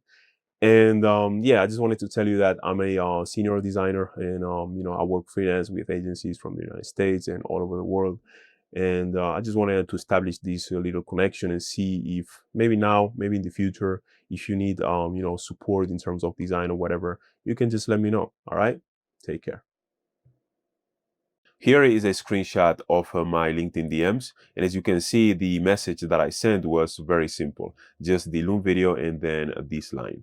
And here is the reply, okay? And as you can see, I've matched the vibe, right? The original message was very simple, but then when I saw that he sent me this GIF, I did basically the same thing. And you have to understand that this person is the president of a pretty large agency. So he probably gets tons of DMs and tons of emails, but this clearly stands out. The video was unscripted, relaxed, human, and that's how a good Loom video should be, okay? You shouldn't sound like a robot. And English is not my first language, so in the video you can hear many filler words like and and that's fine, just send the video. So when to record Loom videos? Record a Loom when you have a specific design insight for a high quality lead, like a founder or niche business, or for personalized emails where you want to stand out. It's especially effective early in your career to build trust. So Loom videos are not necessary if you are doing high volume outreach, when you lack clear insights, or if the video just repeats your email or portfolio. Save them for leads you are truly excited about. Before we move to the next tool, I want to mention that Loom project walkthroughs are powerful. And it's basically recording yourself going through a project. It could be a concept project, it could be a real project. And this work very well because clients and prospects love to see the behind the scenes, how you think, how you organize everything, the Figma file, the components. So make sure you leverage this. And this is more for when you target agencies, because small businesses really don't really care too much about this. They care more about the final product. When targeting small businesses, you can still explain the process behind the design, but use general terms and don't be too technical. And then when you target agencies, be technical. Talk about components and variants and all these things. If you want more detailed content about how to use Loom, let me know in the comments. The next tool is LinkedIn, the free version, the one that everybody has access to. LinkedIn is one of the most powerful platforms for finding high quality web design leads. In this lesson, I will show you how to optimize your profile, find the right prospects, and start conversations that actually lead to projects. All right, so what is LinkedIn? Obviously, most of you know what LinkedIn is, but for those of you who don't, LinkedIn is a professional social media platform designed for business networking, job hunting, and industry-related content. Think of it as the Facebook of the business world, where professionals connect, share insights, and build relationships. All right, so this is LinkedIn, and what I want you to focus on is this, the search bar, because you will be using it a lot. I have the premium version of LinkedIn because when you pay for a Sales Navigator, you also get the premium version, but you don't need it, okay? At the beginning, with the free version, it's totally fine to search for the leads and everything, and I will show you exactly how I do it. If you don't have a LinkedIn account, you can go to linkedin.com, all right, and then create an account. It's very simple. You just click here. This window will pop up so you can choose your account, then confirm. Here you select your location, then click on next. Here you add your last name, in my case, this, and then here you can select web designer, and then here you can select freelance, and here you can add your name and last name. In my case, this, and then continue. You can click on next. Here you can add web designer again, and then here any location, for example, New York. This is not very important, by the way, all right? And then you select this and next. You can leave this on if you want, and then click on next. You can keep this on as well, and then next. You can get the mobile app if you don't have it by scanning this QR code, and then click on next. You can skip this for now. Click on next. Now you will see a page that looks like this, and all you have to do is click on your profile right here. This would be your LinkedIn profile, all right? And now it's time to set it up. We'll focus on profile optimization so you can build trust and slowly become an authority in your niche. The first thing we'll do is to set the custom LinkedIn URL. All you have to do is go here where it says public profile and URL, and then you click on this icon right here. And then here on the tab right, you will see this where it says edit your custom URL. You click on this icon, and then here you add ideally your name and last name in my case. And if it's taken, you can add a hyphen, or maybe you can write here creative or designs or whatever. And then click on save. The next thing is the profile cover, and this is very important, so pay attention. All right, so here we'll add the profile cover, and the profile cover is basically an image that you can add there, and you can add some information. Some people add just like a picture or whatever, but I recommend you to add some information, basically who you target, what you do, and maybe like a picture of yourself. So let me show you. Okay, so here we have an example of a well-optimized profile cover. Let's say I'm targeting luxury real estate companies, okay? So the first thing I will do is add the niche, as we can see here, luxury real estate. So any decision maker that sees this profile cover would automatically recognize that I work in their industry. So they would know that whatever I have to offer is relevant to them. This is why selecting a niche is very powerful. Here we can see my portfolio's URL. And if you want to add this, you have to make sure that it's, here at the top. Otherwise, it's going to be covered by the profile picture, okay? Because it's going to be here. Here we have the value proposition. So basically what I do. So I'm trusted by luxury real estate companies to craft sites that elevate their brand image and drive sales. This is crucial, okay? And then here we have the tech stack or social proof. When you are more experienced, and let's say you do a design that it's featured in Vogue magazine, or maybe, I don't know, like Entrepreneur magazine or Forbes or whatever, you can add it here, okay? But in the meantime, you can add your tech stack so they know that you work with these tools. Showing the tools that you use, it's great because it basically shows your expertise. And also, let's say, an agency wants to hire you to work on a luxury real estate website, right? They want to see the tools that you use to make sure that, you are a fit to work with them. It's also great to have a picture here, all right? And make sure it's the same picture that you use on your Gmail account, because sometimes people go to LinkedIn, like you send them a cold email and then they see your name, last name, they go to LinkedIn to check that you are legit. So if they see this cover with the same picture, they will instantly recognize you. And make sure you design your own, okay? Don't copy this one, all right? You can copy the structure if you want, but don't copy the words, the typeface, don't copy everything, okay? Take it as inspiration and create your own, because otherwise everybody's going to have the same profile cover. So please don't be lazy and create your own. To design the cover, you can use tools like Canva, Figma, or Photoshop, whatever you prefer. Here you can see the current LinkedIn profile cover dimensions, all right, 1584 pixels. This is the width, and then the height, 396 pixels. All right, now let's set the cover. All you have to do is click on this camera icon right here, and then add cover image. Now you will see this pop up, and you have to click on upload photo. Now all you have to do is double click on the desired picture. In my case, it's this one. Now just make sure it looks good, and then click on apply. All right, it looks good. In a nutshell, your profile cover should tell a quick story: who you help, how you help them, why they can trust you, and where to learn more. All right, now we have the custom URL, and then we have the profile cover. The next thing we have to add is the profile picture. To add the profile picture, simply click here, and then this window will pop up, and then you click on update photo. Now click on upload photo, and then choose the photo you want to use. Now click on save photo. All right, now we have the profile picture, and as you can see, it looks very clean. Now looking here at the cover, I think there is something missing. When they read craft sites, they might assume that I'm a web designer, but it's not so obvious, right? So I think here I'm going to add the web designer trusted by.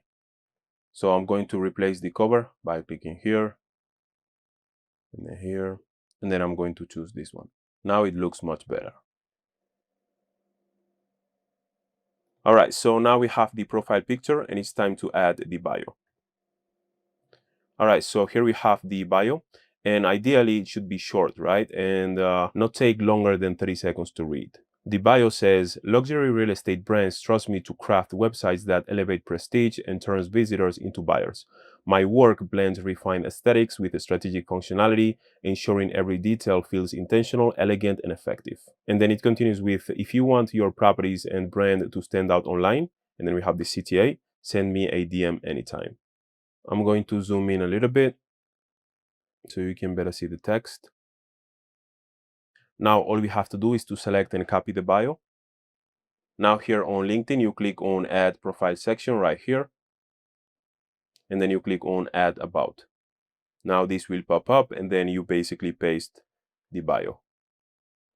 Now here you click on add skills, this button right here, and then you write web design. You select web design, and then you can write Figma, and then Webflow and Framer, and then any other tools that you use. If you use Canva or Photoshop or whatever, okay? And then click on save. And now you will see your bio right here, okay? All right, so we have the bio, and then the next thing we have to talk about is content. If you want to be seen as the go-to designer in your niche, all you have to do is post content that speaks directly to your ideal clients and shows that you understand their world. All right, here's what to post. Educational post. Tips, quick insights, or best practices that solve your niche's problems. For example, you can make a post that says, 3 ways luxury real estate websites can impress buyers in 5 seconds. Authority post. Case studies, processes, breakdowns, or lessons from working with similar clients once you have client work. Concept projects and experiments, passion projects, creative challenges, or personal designs that reflect your niche's style. The next one is industry insights. Share trends, data, or observations about your niche. Show prospects that you understand their market as well as design. Client testimonials. Once you have them, share them with context so they feel like stories, not just quotes. And if you can get video testimonials or interviews, that's perfect. And then finally, behind the scenes. Show how you think, plan, and solve problems for your niche.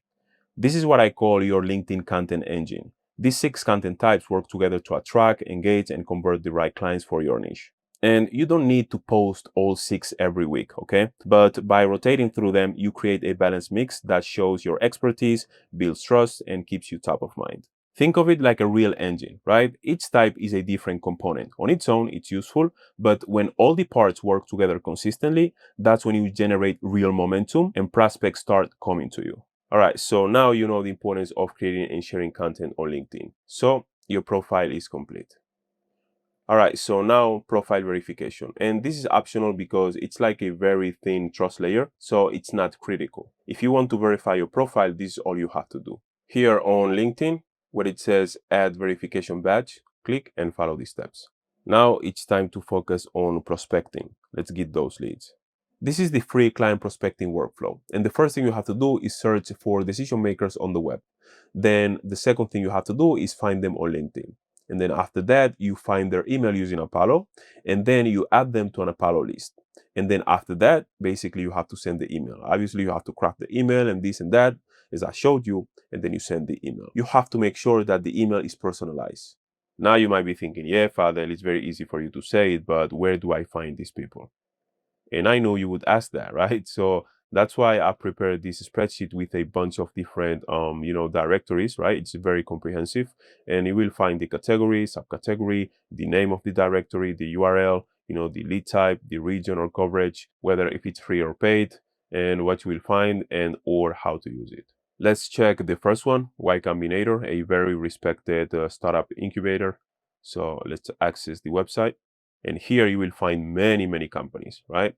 And then you can filter here by the batches. So for example, if you want to discover new startups, you can basically click here where it says, for example, summer 2025. And then you will see the newest startups in this directory, all right? There are 175.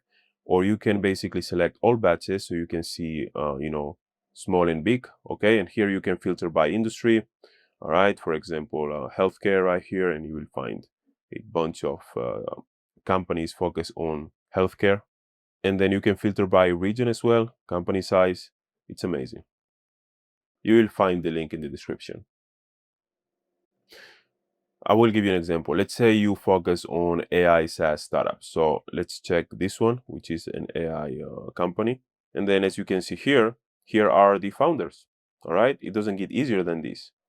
And then you have a link to their LinkedIn profile. It's great. Here's the thing. When you target fast growing startups, you can also offer pitch deck and presentation design. Because many startups need subsequent funding rounds and they will need new pitch decks and presentations. And you best better believe that if you know how to design websites, you also know how to design pitch decks and presentations. And you can use Google Slides, which is free, or Figma Slides, which is amazing. And it's already included in your Figma paid plan if you have the paid plan. Okay. When dealing with startups, it's powerful to understand their terms, how they talk and everything. So I've prepared this spreadsheet for you where you can see all the terms, the professional definition, and then a beginner-friendly definition, and also why it matters. It's very comprehensive and it will help you a lot. As always, you have access to this spreadsheet and the link is in the description.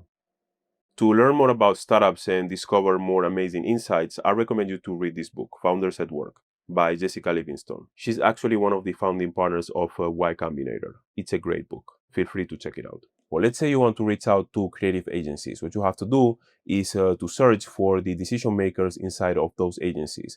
And here I have a list with a bunch of websites where you can find many, many agencies. You will find a link to this document in the description. The first website is Awards and is the website that I have right here. And this website is very well known and you can find a ton of agencies here. This is the homepage, but the more interesting page is the directory right here. And here is where you will find all these different agencies. And right here, they have some filters. You can filter by type, category, even how much money they charge, and then the country. You have to use this filter all right? Because you don't want to reach out to freelancers, you want to reach out to agencies or studios, right? So click here. Now you can see here 1,321 agencies. Reach out to them all. Before reaching out to all these agencies, you have to make sure that you are nice, right? That you know how to design websites and you know how to do it properly. If you didn't know, I have this free web design course that you can watch totally for free. And it's, as you can see here, almost 18 hours. And it will basically teach you everything you need to become an amazing web designer.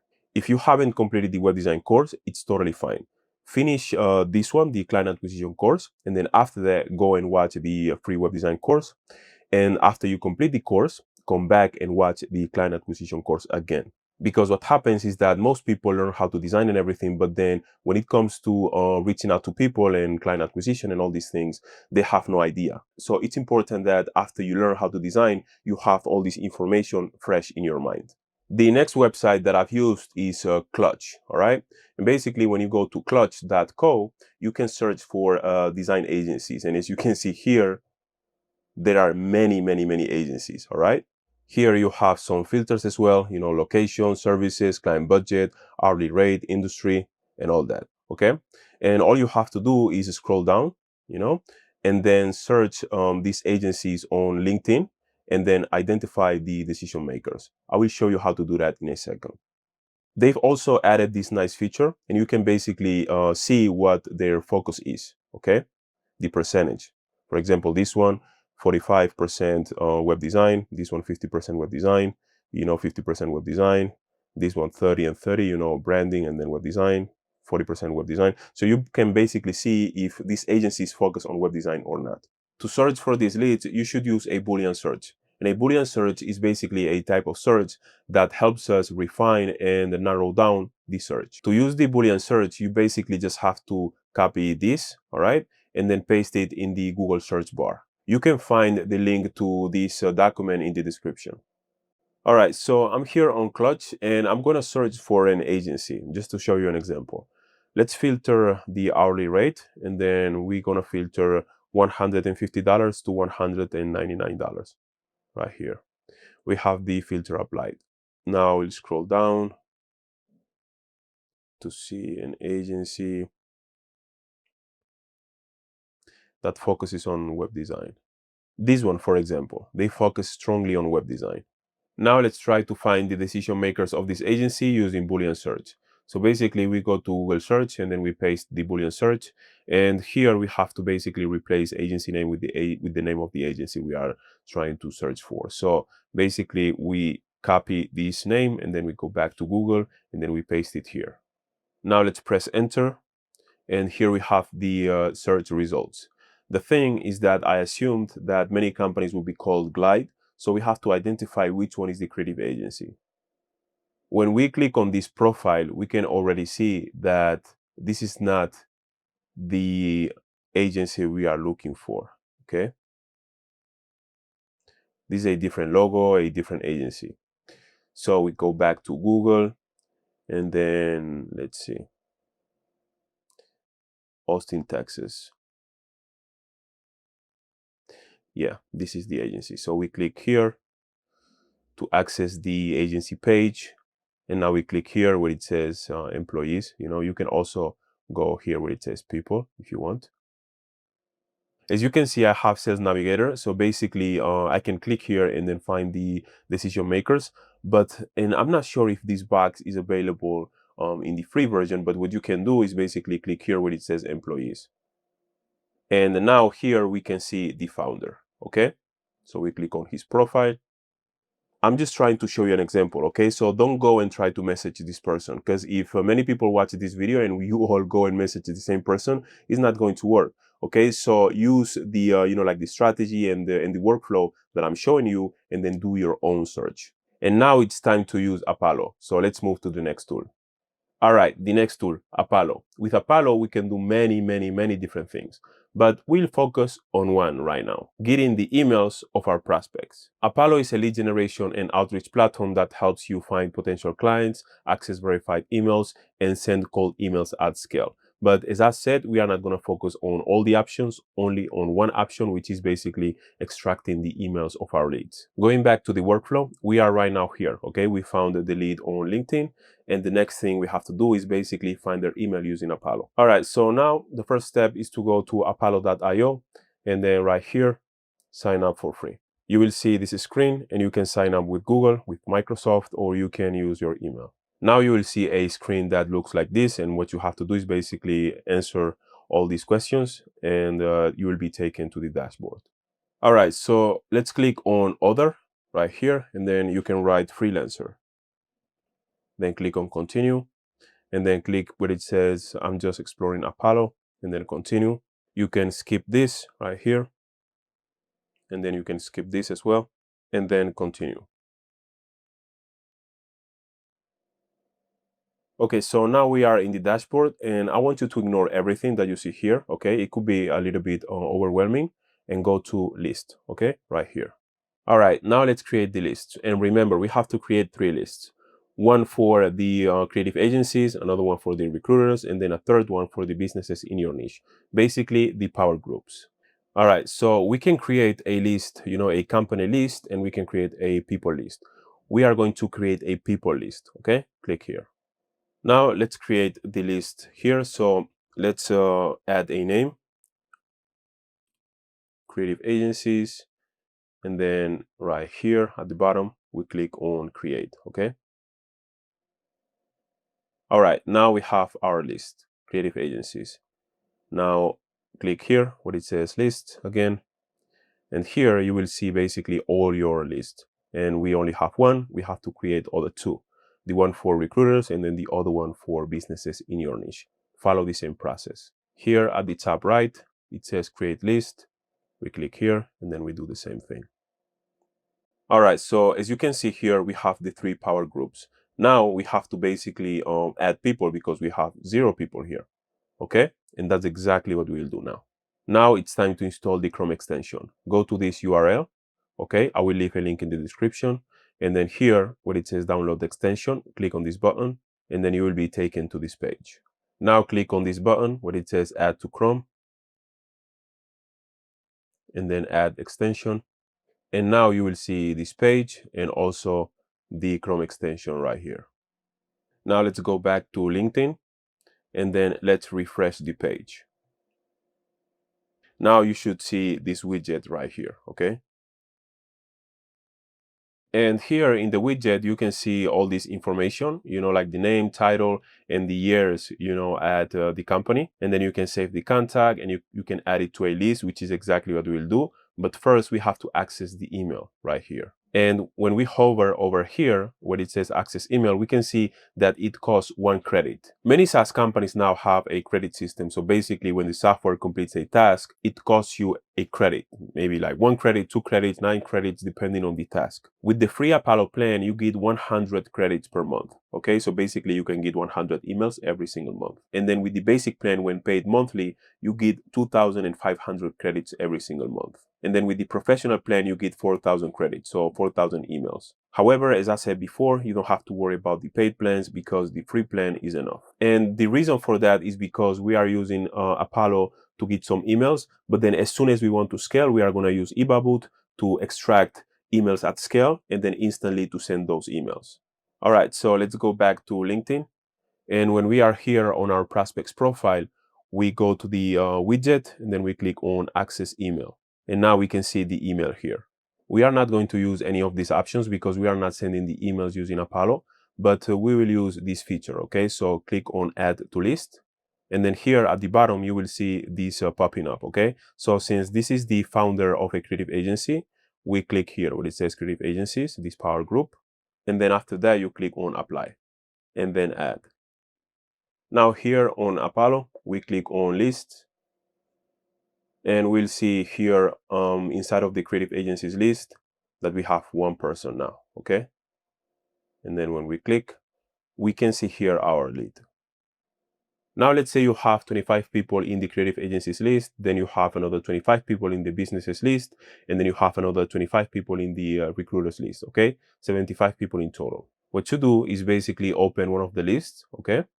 And then you click here more options, and then you click on select all right, to select all the leads. So imagine you have here like 25 leads, all right? So after selecting all, you click on apply. Now this bar will appear here at the top. Then you click on export right here. Now you click here where it says export verify emails only, okay, because you want emails that are verified. And then you click on export records right here, okay? And now click on download. So after you download this CSV file, you open it and you will see this data right here. And obviously you have to imagine that there are 25 people here, okay? I'm gonna actually make a copy of this lead until we have 25, okay? So imagine that these are different people, all right? The next thing you have to do is open this tracking spreadsheet. I will leave a link in the description, and then you go to file, and then you make a copy, all right? And then once you have the copy, you go here to month 1, okay?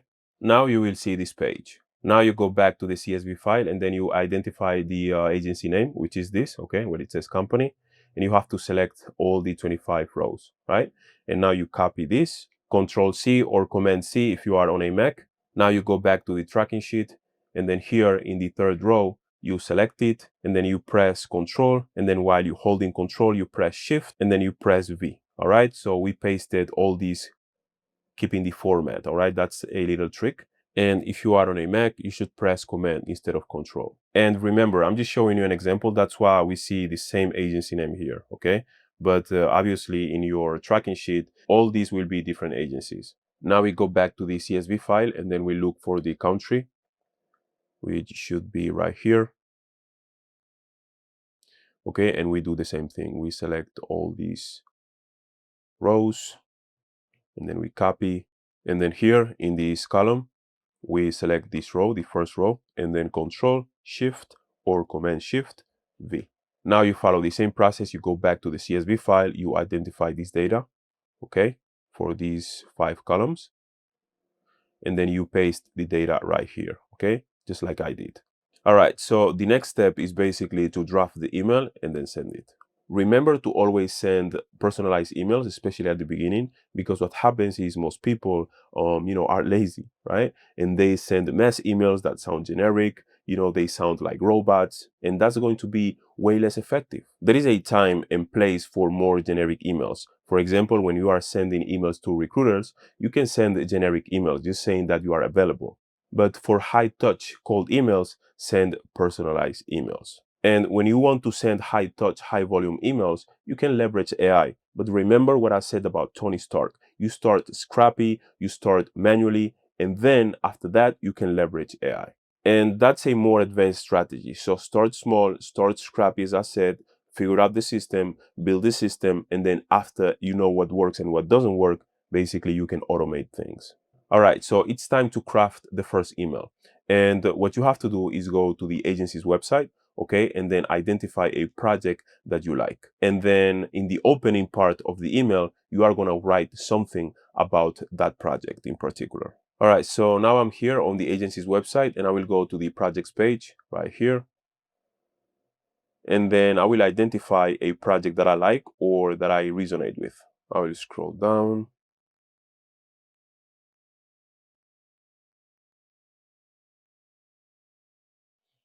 Okay, let's check this one. All right, so this is a website for a public school, and obviously I resonate with the idea of high quality and accessible education. So this is the project I will mention. Remember this structure. All right, so here is the cold email that I put together, and basically, as you can see, we have the greeting right here, okay, and then we have the opening, personalized opening, and then here we have the body, okay, the message body, and we have also the portfolio right here, and then here we have the CTA, all right, and then here we have the signature. I will make this a little bigger so you can see it. Now that we have the email content, we copy this. And then now here on Gmail, we click on Compose. And then we paste our email right here.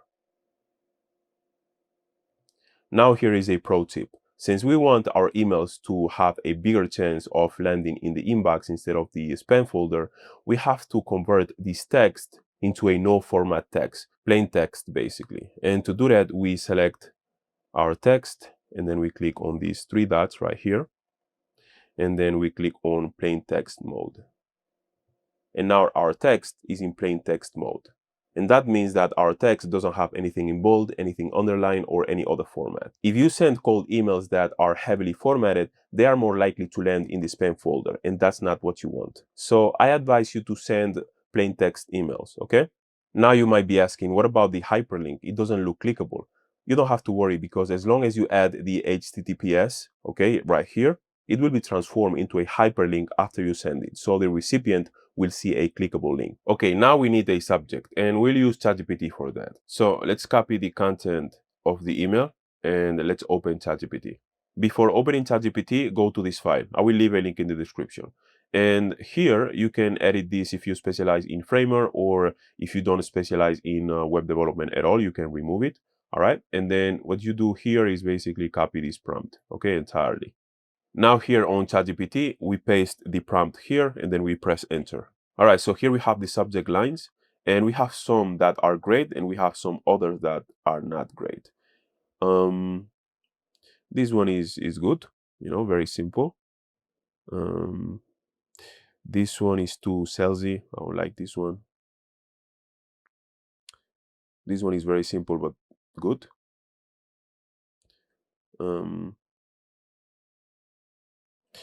I will choose this one. However, if none of these subjects, convince you, you can ask for 10 more, okay, or 20 more or whatever. But I will go like 10 and then 10 and 10. But I think this one is great. People always try to find the perfect subject line, but at the end of the day, you have to A/B test, right? Maybe send like 100 emails with this one, and then another 100 emails with I don't know, like this one, okay, and try other subject lines. Maybe this one works. Maybe it doesn't work that well. Maybe this one works better. You never know until you try. All right, I'm gonna copy this subject line. And now here on Gmail, I will paste it right here. All right. Now we add our prospect's email address, and then we click on these three dots at the bottom, and then we hover over label, and then we select creative agencies and then cycle 1, and then we click on apply. All right, and before sending the email, you should take into consideration the time, okay? Because there are better times and better days to send cold emails, and I will show you right now. Okay, so here are the best days and times to send cold emails. The best days are Tuesday, Wednesday, and Thursday. And here is why. These midweek days consistently perform better because Mondays are chaotic, right? That's why many corporate people don't like Mondays. Fridays are mentally checked out. And weekends are a no-go. People spend time with their families and, friends and all these things. So don't send cold emails on weekends. You can test, you can test everything, but, I wouldn't send, emails on weekends. All right. So the first best time is 9:30 a.m. to 11 a.m. All right. And then the secondary best time is 1:30 p.m. to 3 p.m. And you have to understand that this should be in the local time of the recipient. If you are sending emails manually, you can use this tool. I use it all the time. And basically, it's called World Time Buddy. And it helps you, figure out the time zone of your recipient. So let's say you are sending an email to somebody in New York and you are based in Barcelona, right? So you can see, first of all, you can change this to the 12-hour clock. So let's say you are based in Barcelona and you want to send the email to somebody based in New York. Basically, if you want to send it at 10 a.m., you want that person to receive the email at 10 a.m. in their local time. You send it at 4 p.m. your time, okay? So with this tool, you can basically compare different time zones and you can add more. Let's say Los Angeles. All right, here it is. And now the times to avoid. The first one is early mornings before 8:30 a.m. because the emails will most likely get buried in the inbox. Then lunch hour, 12 p.m. to 1 p.m. Then late afternoons or evenings, especially after 4:30 p.m. And then weekends. And again, all these in the local time of the recipient. Here is an example. Let's say it's 10 a.m. in Barcelona, which is 4 a.m. in New York. And you want the recipient to receive the cold email at 10 a.m. in their local time. When should you send the email? You schedule it to be sent later, at 4 p.m. your time, because that will be 10 a.m. in your recipient's local time. And I will show you how to schedule emails using Gmail. So here on Gmail, before clicking on send, we click on this little arrow right here, okay, next to send. And then we click on schedule send. Now this will pop up, and then we click on pick date and time. Then here we can pick, the date and the time. So here, let's say we want to send the email, on August 4. So we click here on Monday, and then here we can write 4 p.m. because we want to send it at 4 p.m. our time. Okay, that will be 10 a.m. in New York. And then we click on schedule send right here. Now here in this navigation menu, we can see scheduled, then we click, and then here's the email, okay? And then if we click on the email, we can see the information here. Send the schedule for Monday, August 4 at 4 p.m. And this will be in your local time. So if the recipient is in New York, the recipient's time will be 10 a.m. If you don't want the email to be sent because you want to change something or whatever, you can basically cancel the send by clicking here. Now that the email is scheduled, we go back to the tracker, and then here in this column where it says email or DM, we select yes, okay? Because the email is scheduled to be sent unless you cancel it. This column will be populated automatically, and then when the prospect replies, you can select yes, and then this one and this one will populate automatically as well. Here we select whether the prospect is interested or not. And then here, whether if we followed up, if it's not needed because the prospect is now a client, or if it's pending, all right? And then here, if we had a Zoom call or not, or if the prospect didn't show, or if it's already scheduled. And then here, if the project is completed, so after you complete the project, you can basically say yes, or maybe no, or pending. Okay, so now maybe it's pending. And then after you complete the project, you can basically select whether if the client is happy or not, or if it's pending, you are waiting for a reply. The testimonial, did you request a testimonial or not, or maybe it's pending, and then if you receive the testimonial or not, or if it's pending. And finally, here you can add any relevant notes. And as we add this information, we can see the data populate here in the dashboard and also in the KPI progress. I like to separate and organize the outreach efforts in sprints. And here we have month 1, month 2, and month 3. So 1 month is 1 sprint. Here we have the totals, all right, for each month. And then here we have the graph. If you are wondering what KPI means, this is what it means. In this context, a KPI, which stands for Key Performance Indicator, is a measurable value that shows how well your cold outreach efforts are performing over time. Metrics like total agencies contact, total replies, total interested, calls held, and no shows are all KPIs that help you track the effectiveness of your outreach strategy, identify what's working, and spot areas to improve. By consistently measuring these numbers month over month, you can optimize your approach to get more responses, book more calls, and ultimately land more clients. I will leave a link to this tracker in the description. In order to stay better organized and make sure that your outreach efforts are effective, you have to think in campaigns. So every time you complete a sheet, all right, every time you basically add all these tracking data, okay, and you have your KPIs and everything, you should go here where it says campaign conclusions, this tab right here, all right, at the bottom. And then here you add this information. So what worked well during this campaign, what didn't work, what will you change for the next campaign, how did you feel during this campaign summary in 1 sentence, and then also how confident are you heading into the next campaign, all right, so 1 to 10. And after you complete all the information, you go back to the link that I shared with you, all right, with this sheet, with the empty sheet, and then you create another copy, okay, and then you start again. That's a new campaign. The link to the sheet will always be in the description. You will also find the link to the tracker inside of the community, all right, in the classroom section. Here is an example of what I mean when I say think in campaigns. So when you start with campaign number 1. Okay, so sprint 1, sprint 2, sprint 3. All right, this is like 3 months of outreach efforts. Okay, and this is 1 sheet. So after you finish campaign number 1, you reset, right, and you start with a new sheet. Okay, and then after that you start campaign number 2. All right, and then you do the same thing. Okay, you reset and then start campaign number 3, and then it's always the same cycle. All right, it continues. And why thinking in campaigns is important. Basically, it helps us track our progress. So maybe during campaign 1, targeting was off and you didn't get many replies. But then during campaign 2, you improved targeting and increased the reply rate by 50%, which is great. And then maybe by campaign number 3, you refine the messaging and the offer, and the result was closing 2 clients. If you don't track all these things, it's impossible for you to know with certainty what did you get right and what did you get wrong. And this is just an example, all right? You have to understand that the outcome can vary, okay, depending on many variables. Pay attention to what I'm about to say. When you start your outreach effort, you shouldn't expect an immediate reply, okay? Because people usually are very impatient and they send emails, DMs or whatever, and they want an immediate reply. Your goal should be stay top of mind for all 3 power groups. Remember the 3 power groups: recruiters, creative agencies, and then businesses in your niche.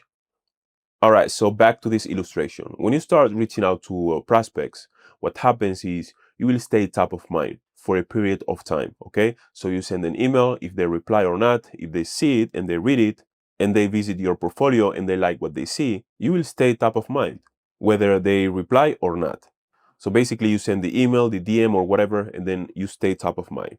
What happens is after a time, now the memory fades basically, okay? Because many people reach out to them and whatever, they get like many emails. So if you are not persistent and you keep sending emails, reminding them that you are available, they will forget about you. They might remember you. However, the odds for them forgetting about you are very high, okay? So basically you have to refresh their memory about you. And when you do that again, you basically stay top of mind, okay? And they will have a recent, memory about you basically. And then after a while, if you stop reaching out, this is going to happen. The memory is going to fade again. And then you reach out again and boom. This is what you have to understand. You have to be persistent, but don't be desperate though. Don't send 100 emails to a person, right? Just follow this framework and you will be good. And when you keep being persistent and respectful, you stay top of mind for many, many, many prospects. And as I said, you don't have to chase immediate replies. So staying top of mind for as many people as possible should be your main goal. There is this concept called latency, and it's basically the time that passes between your outreach efforts and your prospects' replies. I want you to remember this for a second. Month 1, month 2, and month 3, okay? Sprint 1, sprint 2, and sprint 3. So basically, these are your outreach efforts that I showed you before. Many people start sending cold emails, and if they don't get a reply in a few days, they basically give up, all right? And say, oh, cold outreach doesn't work, and this and that. But if you want to be successful, you have to understand this concept, latency. Let me show you. Reply latency in this context refers to the natural delay between your outreach efforts and when potential clients actually respond. Many decision makers like recruiters, agencies, or businesses might be interested but won't reply right away due to timing, internal cycles, or lack of immediate need. They may bookmark your email and only get back to you weeks or even months later when the right opportunity arises. And you have to understand that recruiters often bookmark good freelancers for future projects. A recruiter might not have web design projects today, but could reach out 4 to 6 months later when a client needs someone. Creative agencies often work on retainer cycles and project timelines. They might love your work, but not have capacity until their next big client project kicks off. And niche businesses have sporadic web needs. A restaurant might see your email, but not need a redesign until their business season ends. Or a law firm might, wait until their next marketing budget cycle. All right, so let's look at this diagram, okay? Sprint 1. So basically you send, a fairly high volume of emails gradually, okay, as I will explain, because you have to send them gradually, especially during the first sprint. Here, this black line is the time, and then here we have the replies, okay? The amount of replies you will get often depends on a few things. Your portfolio, the amount of emails you send, whether if your prospects are or not in the market for your services, and the quality of your email overall, the subject line and the message. And you have to understand that it's very normal during the first sprint to get only a few replies, if any. Now, during sprint 2, you can send more emails. Why? Because the domain that is connected to your email address is warmed up. Warming up your inbox is essential because it builds your domain's reputation gradually and signals to email providers like Gmail and Outlook that you are a legitimate sender and not a spammer. You have to understand that when a brand new domain suddenly starts sending dozens or hundreds of cold emails, it triggers spam filters and can lead to poor deliverability or blacklisting. And don't worry if you don't know how to do it, because when we explore instantly later in this course, I will show you exactly how to set it up. All right, so back to sprint 2. As you can see, during month 2 or sprint 2, you are still receiving emails, replies from sprint 1, all right? And some from sprint 2. Okay, this could be more or less, but that's why patience is key, because sometimes, the results of your outreach efforts during sprint 1 will not appear until the next sprints. Now let's move to sprint 3. And as you can see, there is this sort of snowball effect, right? Because during sprint 3, we are getting replies from sprint 1, then sprint 2, and then sprint 3, okay? And some of you will get replies during sprint 3, some of you during sprint 2, some of you during sprint 1, okay? And maybe you don't get any replies during sprint 1, or sprint 2, or sprint 3, because as I explained before, the results can vary, all right? However, for this to happen, no replies during the first 3 campaigns, you should be doing a terrible job, all right? And that's why we are using this system, all right? After each campaign, we stop, we analyze the data, we make adjustments, and then we try again.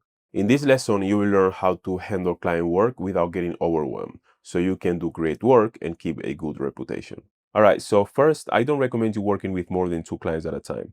Depending on the scope, you might handle 3 or 4, but it usually comes at the cost of quality, and that can hurt your reputation. So the second advice is that as client demand grows, raise your prices. So if you are consistently busy, increase your rates before you burn out. And if you are still overwhelmed even after raising your prices, that's your signal to start building a small team or an agency. What usually happens is that many beginners start charging low, and then when they get overwhelmed, they keep those low prices because they are scared of rising them, and that's a mistake. When you get many clients, that means that you should definitely raise your prices, get fewer clients, higher quality clients that pay you more, and also complain less, because usually people that pay more will respect you more too. It's not always the case. However, it's something very, very common. And as I said, even after raising your prices, you still get many clients. Now it's time to build an agency. And if managing the agency starts to drain your energy, you have options. You can simplify, delegate more, or if that's your goal, sell the agency, invest wisely, and enjoy the rest of your life. All right, so the next tool is Instagram, and Instagram is a very useful tool to find prospects. Depending on your niche, you might not find many prospects on LinkedIn, but you will on Instagram. In this lesson, you will learn how to optimize your profile, how to spot opportunities, engage with the right people, and turn casual interactions into leads. All right, let's start focusing on Instagram profile optimization. If you don't already have a niche-specific Instagram profile, create one. A scattered profile can confuse visitors and fail to connect with your target audience. Let's create a new account. So to create an account, you can use the app on your phone or you can use your computer. In my case, I'm going to use my computer. I'm not going to go through all these steps to create an account because it's very straightforward. All right, so here I have my niche-specific account. The next step is to add a profile picture. All you have to do is click here and then add your picture from your computer. All right, so here's the profile picture. You can use the same one you are using on LinkedIn. All right, so the profile picture is set. Now it's time to add an optimized bio. You can use a shorter version of your LinkedIn bio. So go to LinkedIn and then you can copy your bio. Now you go to ChatGPT and you tell ChatGPT to provide you with an optimized bio for Instagram. So basically you can write something like this. And then you paste your bio here. I think this bio is way too long. So, all right, so this is what we have. I design luxury real estate websites that elevate prestige and drive sales. Elegant, strategic, and built to convert. DM to stand out online. I don't know why this part doesn't convince me. So,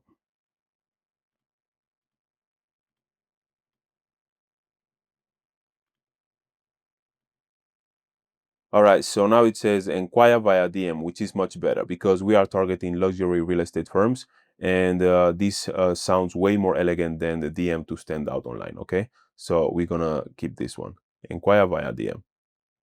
Let's copy it, then go back to Instagram. Now here on Instagram, we click on edit profile right here. And then where it says bio, we paste the bio. All we have to do now is click on submit. Let's go back to the profile to check it. We have to refresh the page. All right, so I've changed the bio a little bit, so it's shown, in lines, and it looks good on mobile as well. All right, done.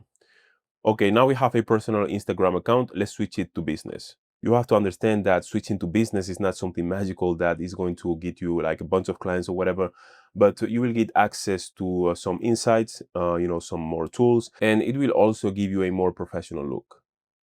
All right, so to switch from personal to business, you go to edit profile, and then here what it says account type and tools, you click, and then you click here, and then you click on business, next.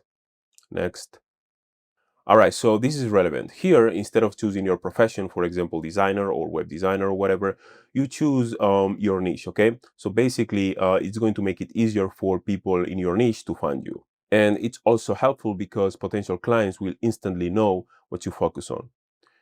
In my case, I will select real estate. Then continue. Here, you should definitely add your email and optionally your phone number as well. You can leave your address blank. Also, make sure you tick this box and then save. Done. Now here on the left hand side where it says professional account, click. And then here where it says display category label, check. Then click on submit right here. Now when you go back to your profile, you will see your niche right here, okay? Under your name. And if you don't see it, refresh the page. All right, so now we have a business account. Now let's talk about content.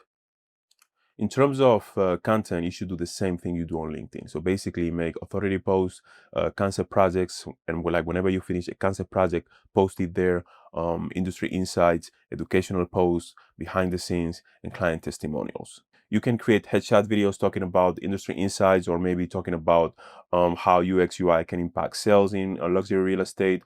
Maybe you could also post some photos or whatever. And I would also definitely recommend you to focus on carousels because on Instagram right now, they usually get more reach than the other forms. Reels as well. Reels can be incredible in terms of reach. The reason why it's so important to choose a niche you are passionate about or at least interested in is that you can't fake passion for long. Prospects can feel it. And when you truly care about a niche, your enthusiasm shows in the content you create. And that's what attracts the best clients. Now I will show you the process on how I manually create a post.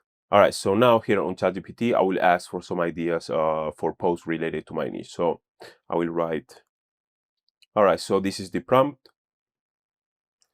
This is what ChatGPT gave us, but I will ask for something more specific.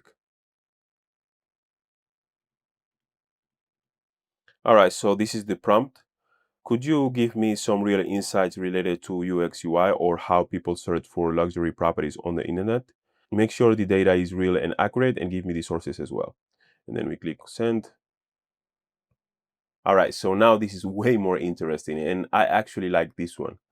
Okay, so online real estate is the default. And then it says a whooping 97% of home buyers begin their search online and around 51% actually find their homes through the internet. Okay, then we have the source right here. Okay, 88% of users. Okay, so here we have some nice insights, okay, and their sources. So we are going to use this data in order to create the post. Always make sure that the data is accurate. All right, so go to the source, maybe try to also share this data with another AI tool like Claude or Gemini. Try to cross-reference the data as well and make sure that it's accurate, okay, because you want to share real data. After checking the data and visiting some websites and stuff like that, I see that some of these sources are not very reputable. So I'm going to ask ChatGPT to double check and give me better references. All right, so here's the prompt that I will send. Can you double check these sources and make sure they are reputable? Please avoid any non-reputable or non-trusted sources. Make sure the data is accurate and trusted. All right, so now we have better data. Most of these steps can be automated at one point, but I just wanted to show you how I interact with the AI and my thought process. Okay, now I will design an Instagram carousel post just to give you an example.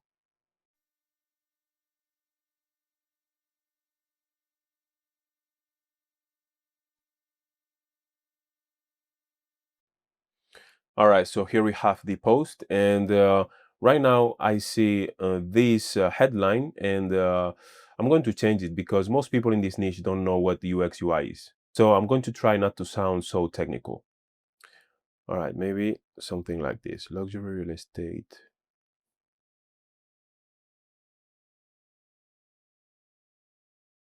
All right, this is much better. Luxury real estate buyers begin online. Your first impression is digital. Okay. What if we change it and show it as a question?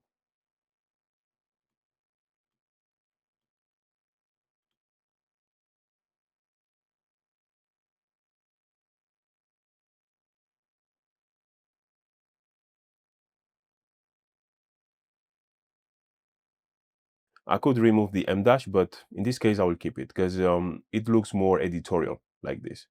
All right. Now what I like to do is to screenshot all this, go to ChatGPT, add this prompt and check for errors. Let's screenshot it. Now I will paste it here on ChatGPT and then copy this prompt, add it here and then send. All right, so there is a typo. I'm going to fix it right now. Right here. Then screenshot it again.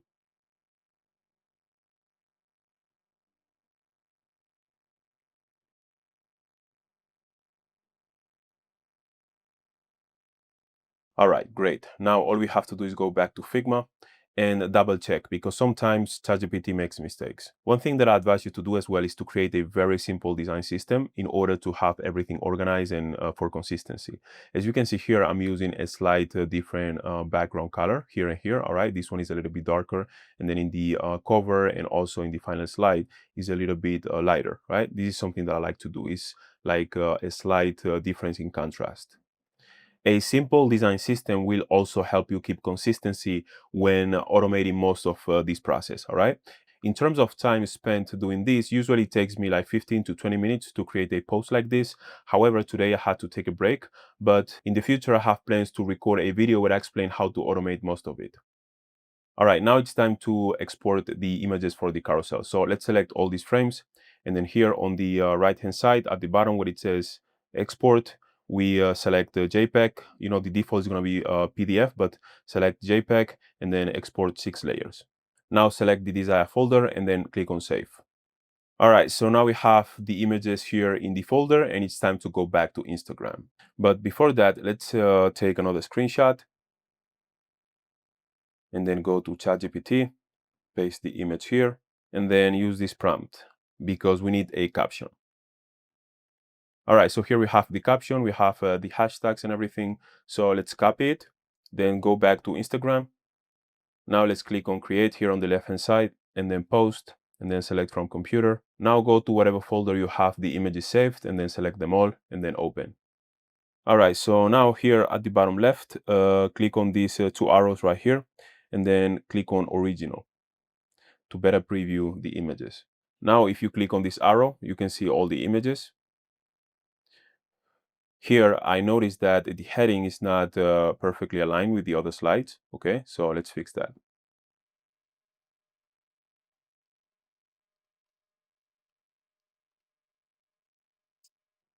And then export again.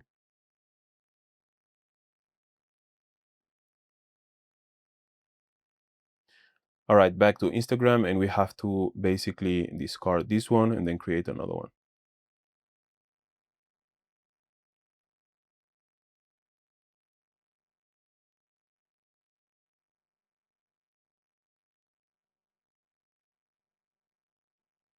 Now it looks good. All right. Okay, so I've noticed that this is not the right order, so let's fix that. Let's click here at the bottom right. This is squares right here, and then let's drag these to the end. Okay, now. Great. We click on next and then paste the caption here. All right, here where it says location, you add the location of your target. So basically, if you are targeting companies in New York, you add New York or the United States or maybe Dubai. All right, so here, not your location, okay? And this sends a little signal to the algorithm. And if you are targeting multiple cities or multiple countries, you can basically alternate that on every post. One post can be Dubai, and then the next one can be LA, and then the next one can be New York, and so on. All right, now we click on share. Now we refresh the page. And then here we have the post. All right, so now let's check.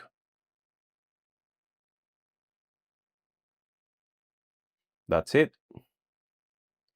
All right, so let's talk about frequency. Post as often as you can while keeping quality high and staying consistent for months. Because a lot of people post once and then forget about it. It's almost impossible to make progress like that. For most designers, that means 3 to 5 feed posts per week, 2 to 3 stories sharing quick insights or behind the scenes of your design process, and at least one reel per week. And the reel can be either a headshot video of you talking or a screen recording of you designing something related to your niche. All right, so now you have a clear idea of the type of content you should post on Instagram. Now I will show you how to find leads. The first thing we have to do is hashtag research, and we'll use ChatGPT to help us with that. Okay, we are going to use this prompt. You will find a link in the description with all these prompts that we are using in this course. Okay, so let's copy this and then go to ChatGPT. All right, so now here on ChatGPT, we paste the prompt. And as you can see here, it's customized to target luxury real estate companies. Okay, so you have to basically add your niche right here and then press enter. All right, so here we have the hashtags. And as you can see, it's a very comprehensive list. And what we'll do now is basically choose one of these hashtags. But this one, luxury real estate, for example, is too broad. Okay, it could be like photographers, architects, or whatever. So we are going to choose this one first. Luxury real estate agencies, which is exactly the type of avatar or profile we are looking for. So now we copy this hashtag and then we go back to Instagram, and then here on the left hand side where it says search, we click and then we paste the hashtag right here. Now we click on the first one. All right. And now here we'll see a bunch of photos related to luxury real estate. And we have to identify the ones that are like luxury real estate agents or luxury real estate companies, ideally companies. Okay. So for example, this one, let's click and then let's click on the profile. And as we can see here, they definitely focus on luxury real estate, right? Now let's visit their website.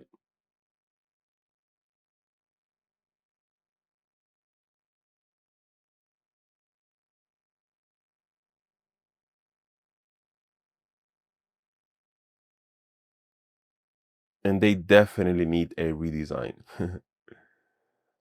Okay, let's see. Let's change the language to English. About us.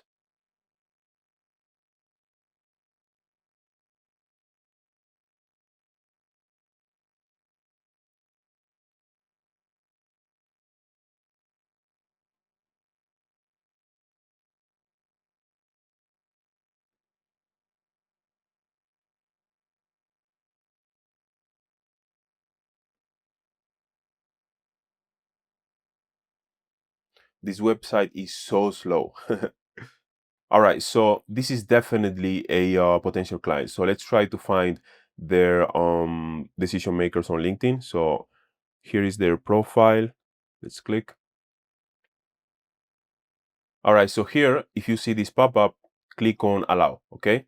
Because when they see that you visited their profile, they might click on your profile and see what you do, and they might be interested and reach out to you. So click on allow. All right, so they are located in Cannes, in the French Riviera, and I've been there back in 2017, I think, or 2018. Yeah, I went to Grasse, which is a very famous town in the French Riviera region, and they are famous for all the perfume factories, you know, Chanel number 5 and so on. All right, so that was just like a little anecdote. Okay, so let's click on employees.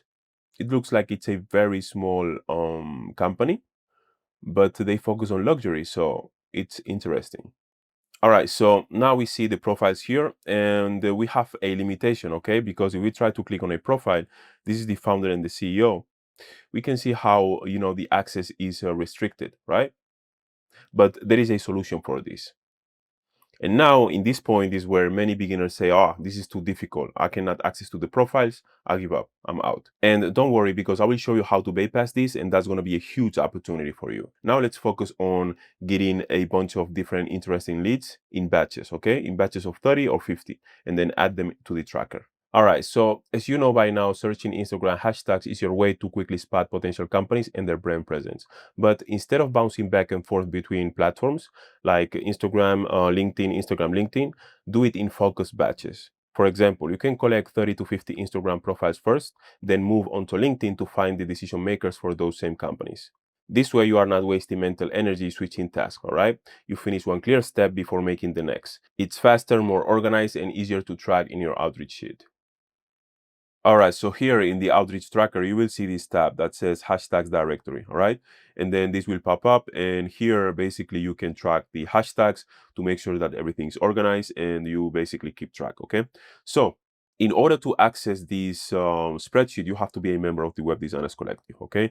You will find the tracker in the classroom section. And if you are not a member of the Web Designers Collective yet, you can go and apply, right? Go to webdesignerscollective.com or joinwdc.com. In the application, tell us that you come from YouTube and that you are watching this course. I will show you how to use it. So here I have this prompt, okay? And remember that you have access to all the prompts we are using throughout this course in the description, okay? So I'm going to basically copy this prompt. Okay, so here on ChatGPT, I've pasted the prompt, all right, in order to get this list, okay, with all the hashtags. So all we have to do now is basically to copy all these hashtags, then go back to the tracker. Make sure you make a copy of this tracker. You go to File and then make a copy. And then here you can delete this. Then click on Make a Copy. Because otherwise you won't be able to edit this one, okay? Because it's view only. Okay, now you will see this. I'm going to close the other tracker, the view only one, because otherwise you will be a little bit confused. Okay, so now here at the bottom, you will see where it says hashtags directory. You click. Now you click once, only once on row 3, column A, right here, and then you press Ctrl-Shift-V, okay? Now here we have all the hashtags, all right? And you will see these two columns populate automatically. All right, so now here in row number 2, we see these titles, okay? And the ones that have this darker blue background, all right, are the ones that are mandatory, okay? So you should add the hashtags, obviously, and then you should indicate if you search the hashtag today. And this is like a cycle, all right? When you search a hashtag and then you get some leads, okay, from that hashtag, you have to wait a little bit in order to search again, so you can see more posts and more potential leads. These three titles, all right, that have this lighter blue background are optional. So basically we have a relevant score, okay, we have language, and then we have market and city. But these ones, for example, the relevant score, if you find a hashtag that is very relevant and you find many leads there, many posts, and you know a lot of activity, you can add relevant score 1. If not, you can maybe add 2, 3, 4, or 5, all right? And then the language, optional as well, if you are targeting different markets, different languages. Same thing with market and city. I'm going to actually write here optional so it's easier for you to understand.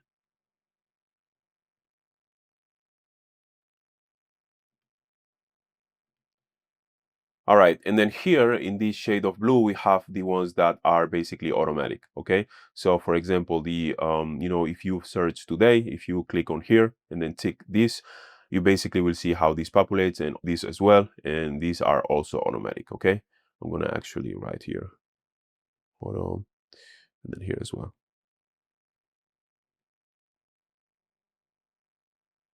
And let me show you how this works. So let me untick this one. And then today we've searched for these keywords, right? Like luxury real estate agency, right? So here I'm going to click on search today because I did, right? I click and then this populates automatically and it tells me that this is a fresh hashtag because I've searched today, all right? And now these two columns, leads found and performance tier, basically indicate us how many leads we found using this hashtag, and then and also the performance score in terms of the quantity of leads.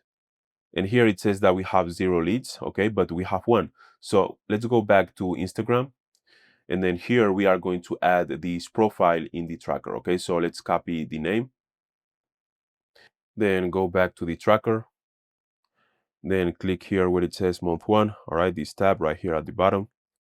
And then we paste the business name here, Control-Shift-V. Now we go back to Instagram and we can see that they are based in France, all right? And then we copy the website URL. We go back to the tracker and then we paste it right here. Here we can add friends. Now we go back to Instagram and then we copy the Instagram URL right here. We copy it, then we go back to the tracker and then we paste it here where it says Instagram URL. And lead source, we select Instagram. Now let's add the hashtag. So we go back to this tab, hashtags directory, and then we copy the hashtag. Then we go back to month 1. I will remove this because I was testing. And then we add the hashtag right here. Okay, it's very important to add the hashtag right here because it basically maps with this one right here and then will help us populate this automatically. However, as you can see, it says 0 because first we have to add the list in the Apollo list. So here in month 1, we can see right here where it says added to Apollo list. If we select yes, then go back to the hashtags directory, we can see how it says leads found 1. And here we can see that the performance tier is low, and this is what it means. So when we go to the hashtags glossary, so here we have the labels in the description. So if the hashtag gives more than 200 good leads in total, it is a very strong source. So check it every week and always keep using it. So this is a top performer. If the hashtag gives 51 to 200 good leads in total, it is a strong source. Check it every 1 to 2 weeks. So this is a high performer, okay? And then we have the medium and low. So you can use this as a reference. Okay, so now that you know what the performance tier is, I've added also this column, and I will explain right now what it is. Here in the glossary, we can see the description right here. So I've added this as well, so you can know exactly what all these, titles or fields mean, okay? So the next review is basically the date to check that hashtag again. So top performer 7 days. So basically you search and then you wait 7 days and you search again. Then high performer 14 days, medium 21 days, and then low 45 days. So basically you wait 45 days until you search again. We also have the fresh override. So if the status is fresh and you found at least 1 lead, also check in 7 days, all right? The sheet shows the earlier of the 2 dates. And also take into consideration that weekends are counted. For clarity, the fresh override rule exists so that if you get a lead from a fresh search in any tier, you check it again sooner in 7 days because activity is happening right now and you don't want to miss additional leads from that hashtag. Basically, new hashtags might show early momentum that could indicate that they'll become high performers. So you want to catch that quickly. Let me quickly show you. So let's say you search for this hashtag, okay? So it's a fresh hashtag because you search for this hashtag today, okay? And like after 7 days, if you don't find any leads, you keep it as it is for 45 days, okay? Because it's a low performer, as you can see here, all right? However, if it's a low performer, but you find at least 1 lead, you basically reset it by clicking here and then again, okay? And then you will see the new date, which is going to be like 7 days from now, okay? All right, so let me show you. Let's go back to the hashtags directory. Here's the explanation. So if you find 1 lead from a fresh search, so let's say this one, it's a fresh search, okay? So check again in 7 days. That's the fresh override, all right? And then after 7 days, if you find no leads, it goes to its normal tier schedule based on the total leads found ever, okay? So if that hashtag has found 0 to 5 total leads ever, it goes to low tier, okay? So you wait 45 days. If it has found 6 to 50 total leads ever, it goes to medium tier, okay? So you wait 21 days and so on. So the key is that the tier is determined by total cumulative leads found from that hashtag, not just the result from the most recent search, okay? So again, if you have any questions about this, let me know. So use this tab as a reference, all right? Every time you find something you don't understand, come to this tab and check it out. And if you still have doubts or questions, you can always go to the free community, webdesignerscollective.com, and then make a post, or you can also ask your questions in the comment sections below this video. You have to understand that the first times you do this this process, it's going to be slow, okay? But the more you do it, the faster you will be because you will develop like that, muscle memory, okay? And it's going to be almost automatic. Okay, so the next step of the flow is basically to get their information from LinkedIn, all right, their contact information. So let's go back to Instagram first. And then what we'll do also before going to LinkedIn is to follow them, all right? So click on follow. Now we go to their website. I have the tab open here and we scroll down until we see the LinkedIn profile right here. Then we click on employees. Now it's time to subscribe to LinkedIn Sales Navigator so we can get their contact information, okay? And remember that you have a 30-day trial, so you can get as many leads as you can, and then after that you can subscribe or you can pause, all right? When you subscribe to LinkedIn Sales Navigator, you also get LinkedIn Premium, which is great. So let's do it right now. All right, so now in this page, we'll be able to subscribe to LinkedIn Sales Navigator. I will leave a link in the description, okay? So we'll click here on Start Your Free Trial. Then click on this button right here, select monthly, and then add your payment information. Remember that you have a 1-month free trial, okay? And then after that, you can cancel or you can continue with the subscription. All right, so remember that this is not an affiliate link, okay? I'm not affiliated with LinkedIn. So if you end up subscribing, I will not get paid, okay? This is just my honest recommendation. Okay, so after you finish adding your payment information, click here where it says try now. All right, so after you subscribe to Sales Navigator, you will see the profiles, okay? You will see profile information. So let's see. Okay, so this is the founder and CEO. Let's click. And all we have to do now is to get her email address. So here we open the, the Apollo Chrome extension, and then we click on Access Email. All right, so now we have this prospect's email address and it's verified. And the next thing we have to do is to add this prospect to the list. So here where it says add to list, we click and then we select businesses and then apply. Add. Now here on Apollo, we can see how this prospect is now in the business list. Okay, we can see that we have now one prospect, and then if we click, we can see the information. Now back to the prospect's LinkedIn profile, and then let's copy the email address. Here we can see the full name, so I will go back to the tracker and then paste the email right here, and then the name, last name, and title. Since we've added already the prospect to the Apollo list, we select yes right here. Now we follow the same process and keep adding leads until we have 30 to 50. Then we start sending them emails manually using Gmail. You will learn how to automate email sequences with Instantly, especially for the other two power groups, recruiters and creative agencies. The best approach and what I recommend is to send hyper customized emails to niche businesses. So basically the businesses in your niche, and keep the more generic emails for most agencies and especially recruiters. This approach works because it balances personalization with efficiency. Starting with a small batch of 30 to 50 leads keeps the workload manageable while you refine your message. Sending the first emails manually helps you avoid spam issues and spot what's working before you automate. By saving automation for recruiters and agencies, you can scale outreach to those groups while focusing your time on hyper-personalized emails for high-value niche prospects who are more likely to respond to tailored messages. So the ideal is personalization plus efficiency, all right?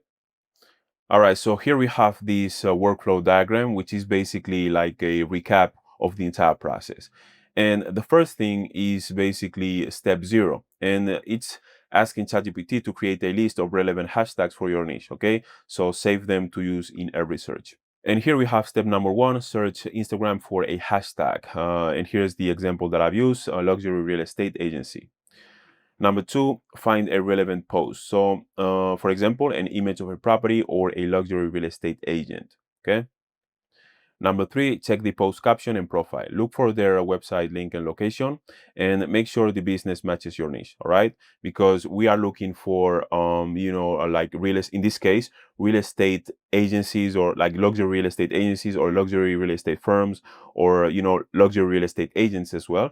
But we are not looking for example, luxury real estate photographers, okay? So you have to make sure that it matches your niche. And then optionally, you can also use Instagram collections to save the profiles. Now, step number 4, visit their website. So check their website for design or technical issues and confirm the business is active. Then look for their LinkedIn profile, often at the bottom of the site. Now here we have this optional step. This step is very powerful, but it's optional because I've got clients without having to record Loom videos, okay? But if you do, your chances of success will be way higher. So record a Loom video. Walk through their site and explain how you can help them improve and get more qualified leads. And then try to keep the video under 60 seconds, okay? It should be short and to the point. Number 5, go to their LinkedIn profile. Find decision makers, choose one, and add their email to an Apollo list. All right.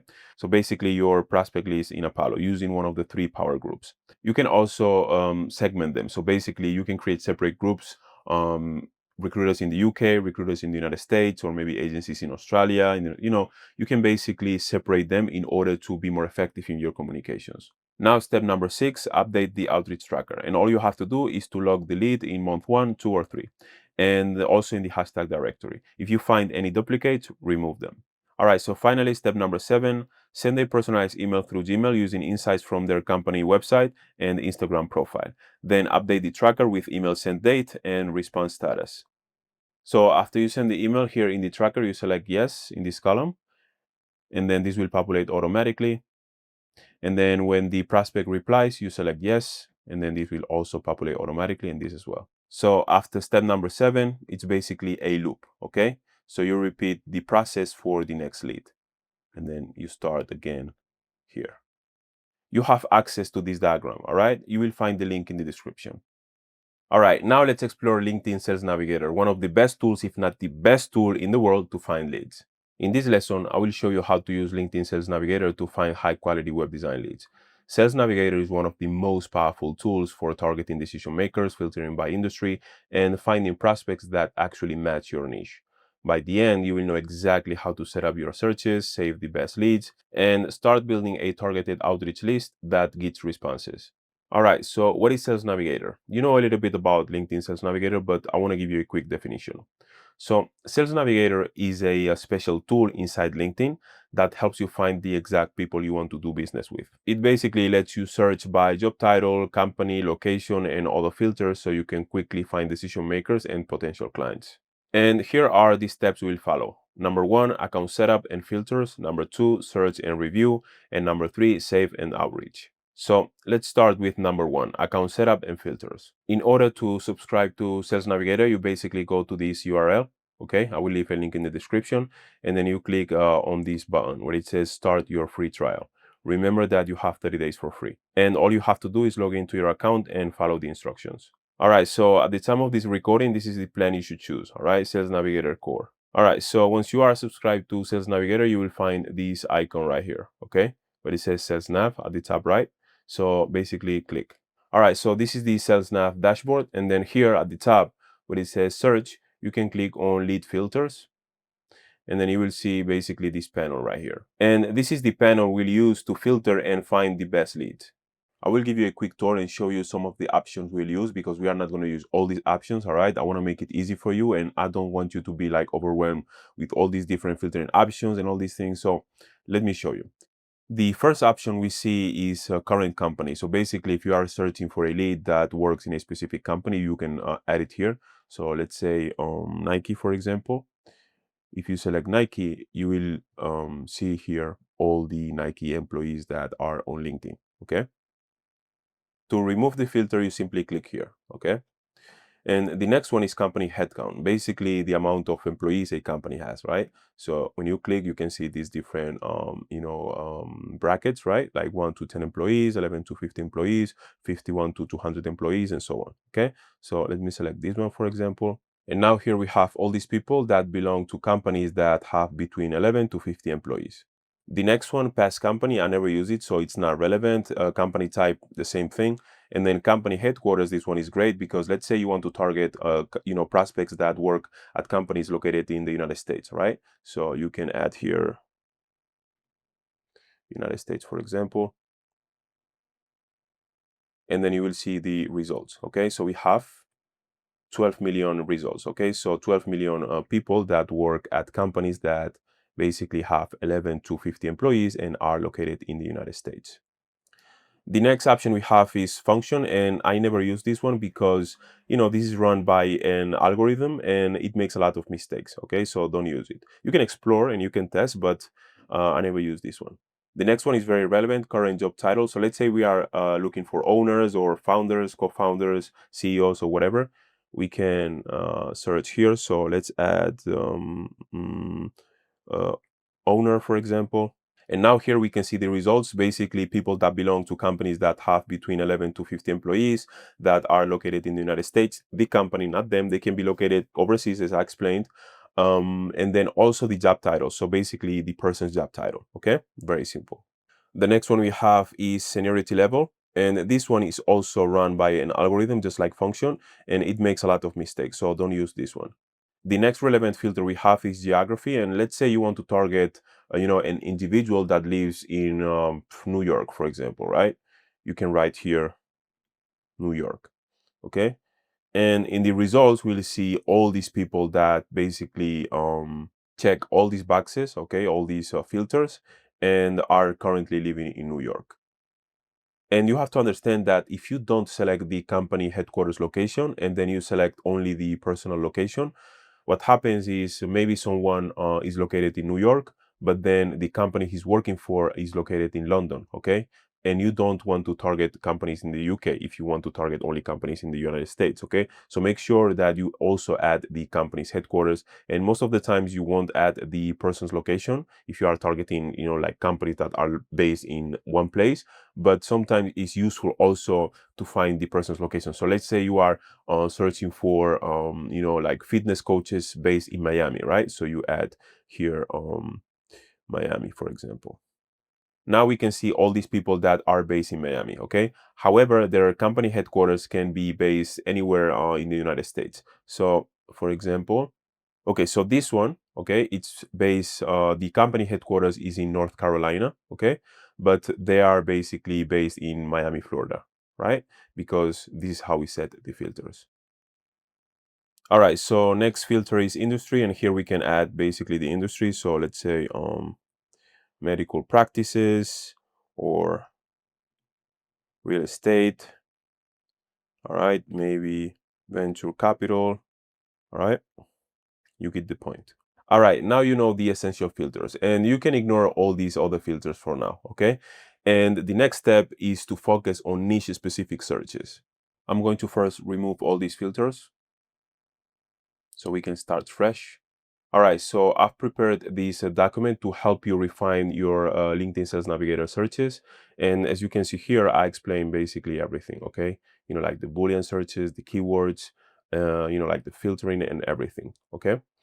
And you have access to this document, all right? You will find the link in the description. I've put a lot of thought into this document, all right? And I spent almost an entire day crafting it. So make sure to use it whenever you feel stuck. Let's explore the Sales Navigator search basics so you can really understand Boolean search. LinkedIn Sales Navigator has operators, so basically logic words like and, or, and not, and also modifiers like quotes and parentheses. The first operator is and you can use and when you want the results that contain both terms, all right? So for example, creative and director.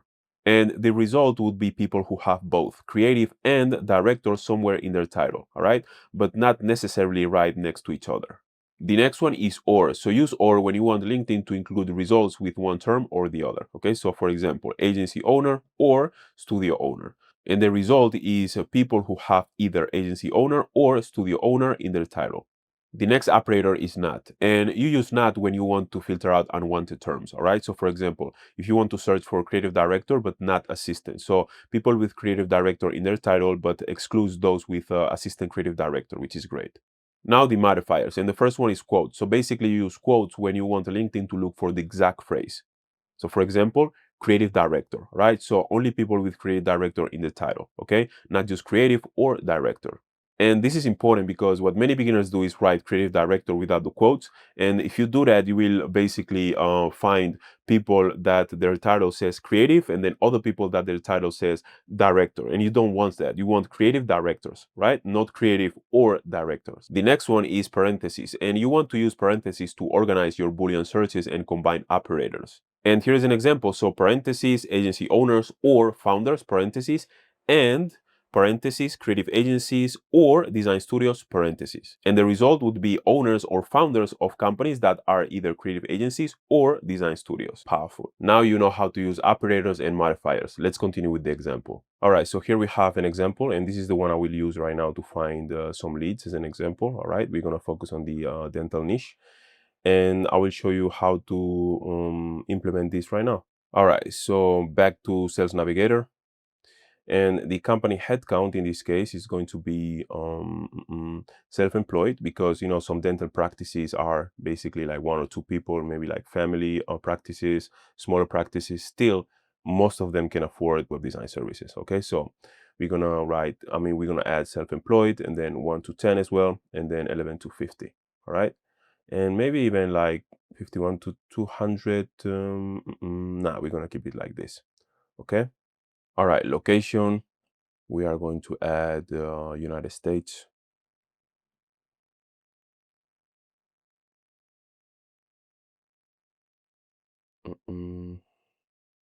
Now the keywords, and then we are going to add the keywords right here. Now we'll add the job titles, and we are going to use obviously Boolean search for that. So we copy this, then go back to Sales Navigator, and then current job title. We paste this. All right, now the industry.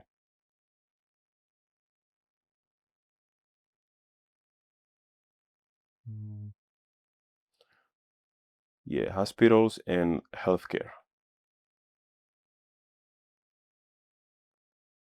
All right, so here we have the results, and we have 20,000 people. Amazing.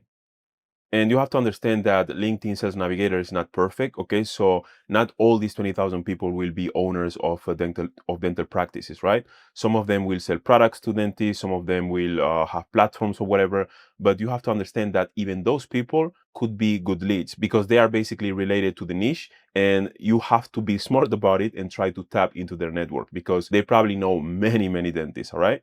And you have to make sure that the emails you send to these people, the people related to the niche, is tailored to them. Okay, don't send like a generic email saying, hey, I visited your dental practice's website and this and that, because they don't own a dental practice. Okay, so here we have an owner of a dental practice, and then here we have okay, this person owns a product, so a good target in order to tap into this person's network. And then here we have a consultant, so not a good fit. However, the same thing as this person, probably knows many dentists. Let me see if the focus is dental practices though. Okay, helping health organizations. Let me see.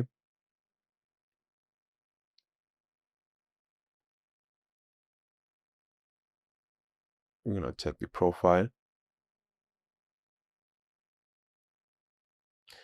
All right, she was a dentist. That's why, she basically appears here, but that was like a long time ago. Still, she probably knows many dentists, right? So you should definitely try to target people like this as well. All right, let's go back. Okay, and here we have an owner. Here we have another one, then another one, and then another one, another one. I mean, there are many, okay? And you can basically check all these different pages. Another owner. Okay, so now we know that this filtering is effective, right? This search. So click here where it says save search to get notified of new results. All right, right here. And this is incredible. Check this out. It says your search was saved. You will receive weekly emails with new search results. So basically every week, LinkedIn is going to send you an email with new people that have been added to this search. So technically it's a never ending lead source. And to find the saved searches, you basically click here, and then this will pop up right here, and then you will see the search right here. And then when you click, you will be taken to the exact same search. You can also create multiple lists inside of Sales Navigator. So let's say you want to segment owners, and then you want another list that's like other decision makers, or maybe like other people related to the niche that sell products to dentists, whatever. You can basically keep everything organized. And in order to add people to the list, all you have to do is select the people you want in the list. Like let's say owners, so this one, and then this one, and this one, and then this one, and then this one, okay? We click on Save to List right here, and then Create New List.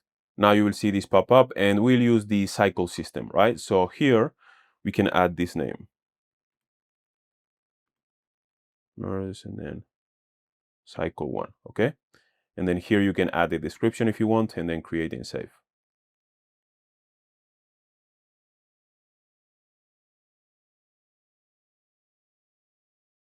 Now to find the list, all you have to do is go to leads right here in the navigation menu. You click, and then you will be taken to this page. You will find, the dental practice owners list. You click, and then you will see them right here. Now back to the list, I will save some more leads.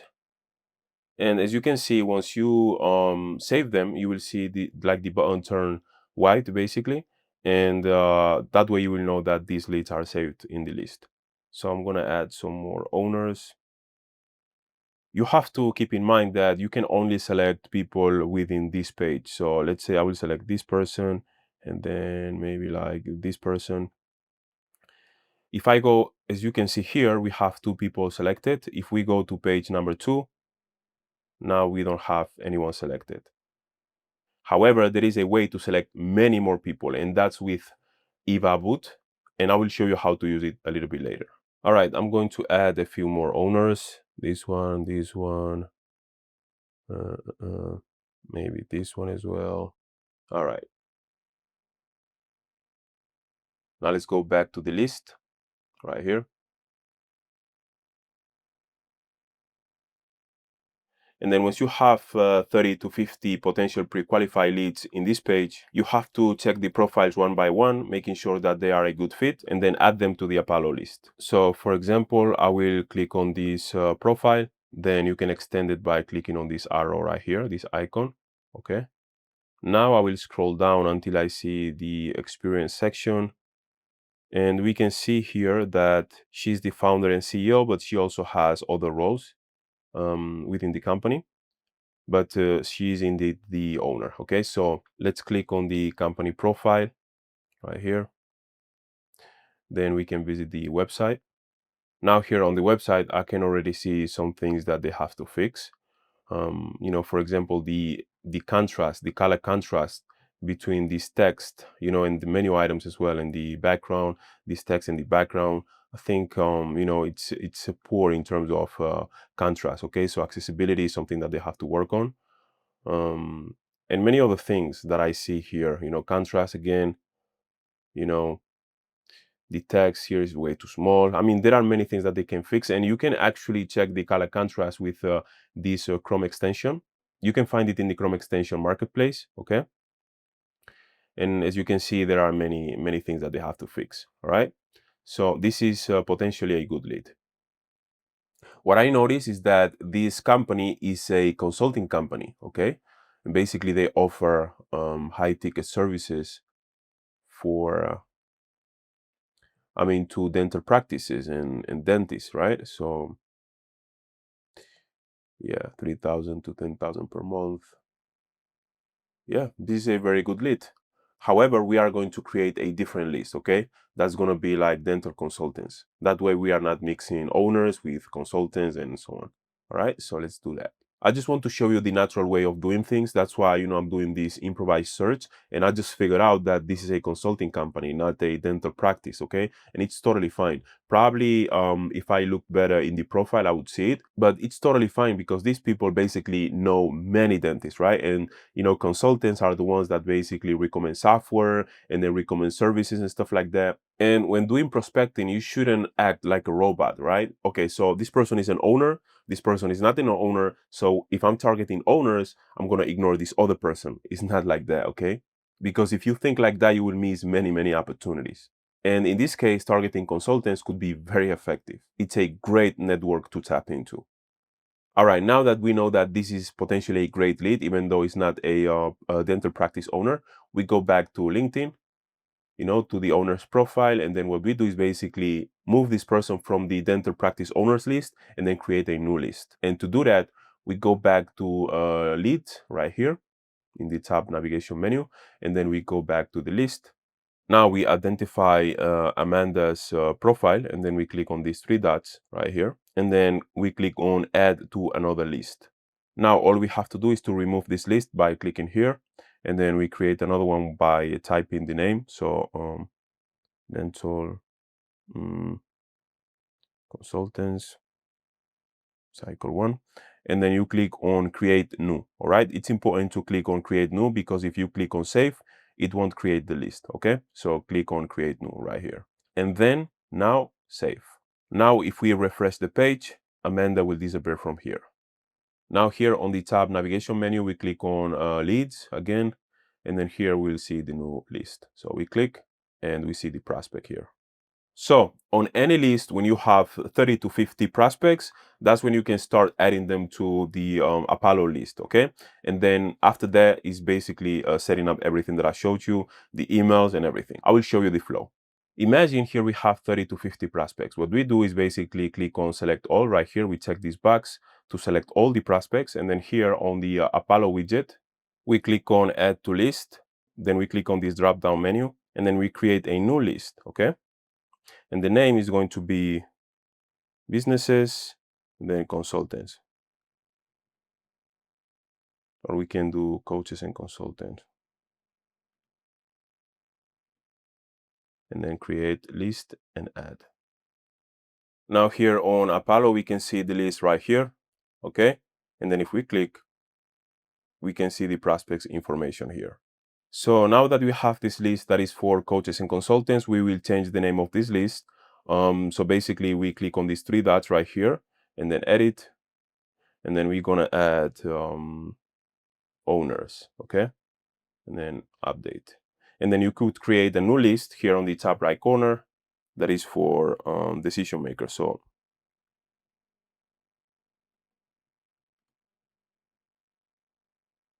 So now we have the three lists that belong to one power group, okay? Businesses in your niche. Owners are obviously decision makers, right? But we want to have them in a separate list because sometimes, the approach and the messaging would be a little bit different. And that's the main reason why I like to separate them.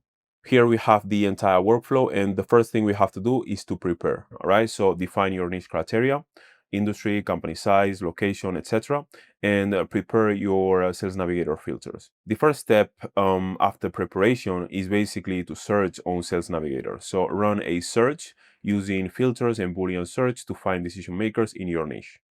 Step number 2, list pre-qualified leads. Add a pre-qualified selection of prospects to a custom Sales Navigator list using the outreach cycle system. Okay, and here you have an example. Step number 3, visit their website. So verify the business is active and note any design or technical issues you find on their website. All right, so step number 4, review company profile. So check the company's profile for relevance, recent activity, and a clear link to their website. Okay, and here we have an optional path, which is record a Loom video. And this one is optional, but it's very powerful, okay? It's a little bit time consuming, but if you take the time to do it, you will have an edge over other designers, okay? So basically create a quick walkthrough of their site with suggestions to improve and get more leads, okay? So keep it under 60 seconds because you don't want to send like a very long video. Step number 5, add to Apollo list. Add the contact to the correct Apollo list, so one of the 3 power groups, and tag or categorize them for easy segmentation later. Basically what I did with owners, decision makers, and then coaches and consultants, okay? So you can create your own categories inside of a single power group.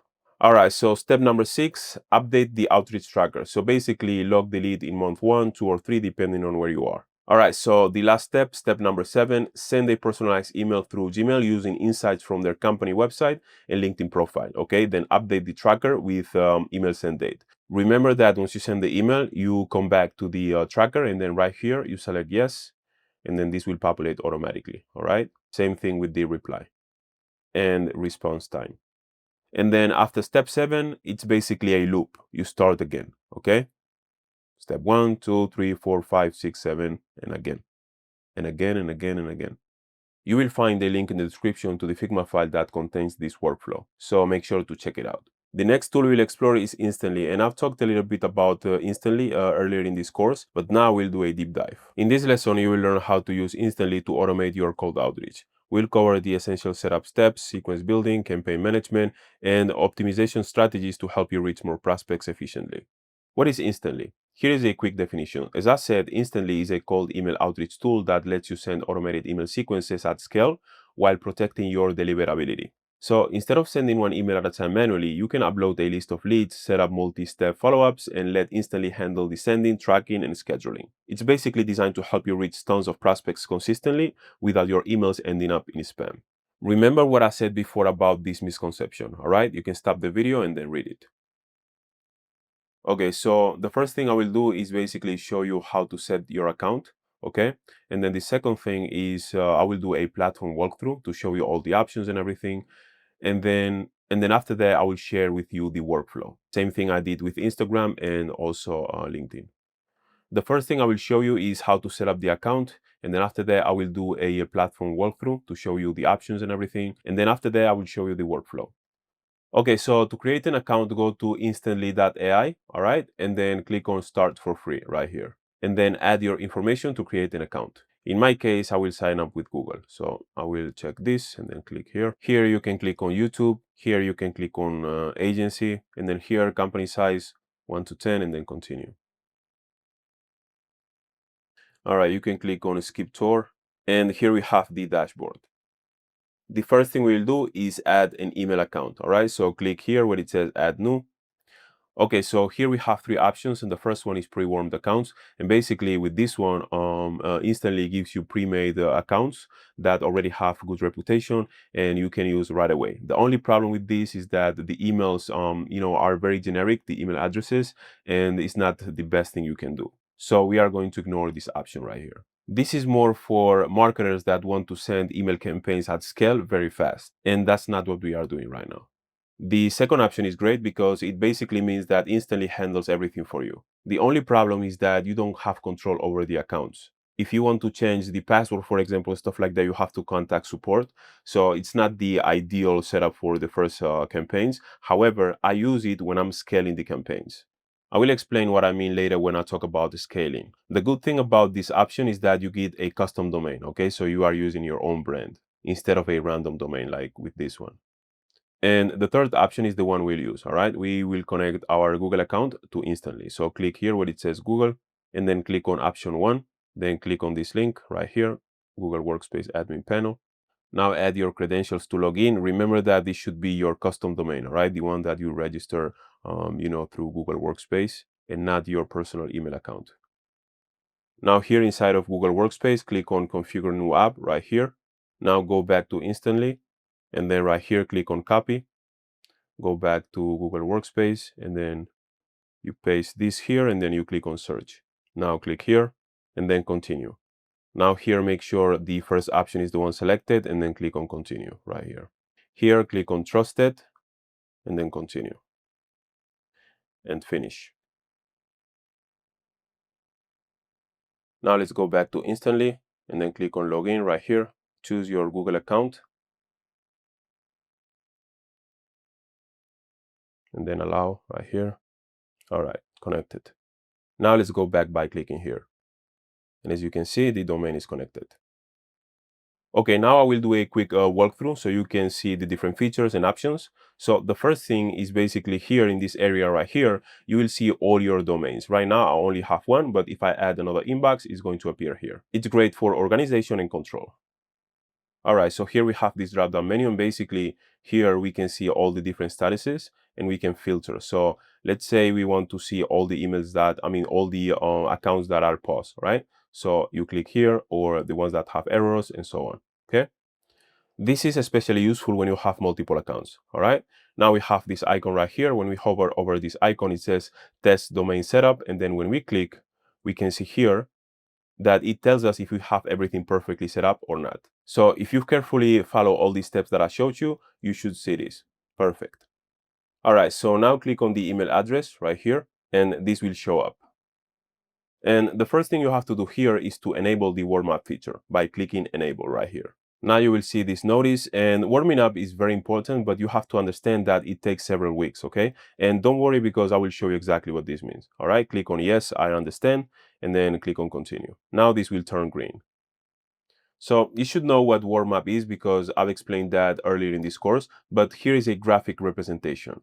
Right after you create your email, your inbox is cold, and it doesn't have any reputation, good or bad. However, if you start sending many cold emails right away, you risk having your emails start landing in the spam folder. So it's always better to have patience and warm up your inbox properly.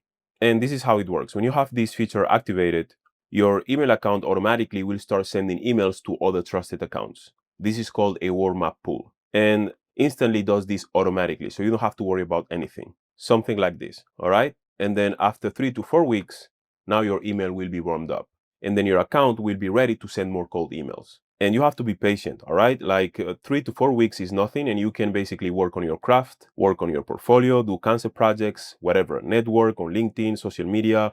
There are many things that you can do. And then once the account is properly warmed up, that's when you can start sending more emails. A mistake that many beginners do is that they have the account warmed up and everything, sending emails, everything's fine, and then they stop warming up. And then what can happen is that deliverability starts to drop and emails start landing in spam. So you want to avoid that, okay? At the end of the day, all you have to do is to keep this on, okay? With other services, you had to pay for this feature. With Instantly, this feature is already included in your subscription, so you don't need to pay anything extra. All you have to do is to keep this on. So basically, always keep the flame alive by continuously warming up your inbox. Okay, so now once this is set up, click on settings right here. Okay, so here you will see all this information, your, the sender name, which is your name, and then the last name. Here, the signature, you can add something simple like best, and then your full name, in my case. Here you can see the tags, if you want to create some tags, all right? Here's the information. So tags are used to group your accounts.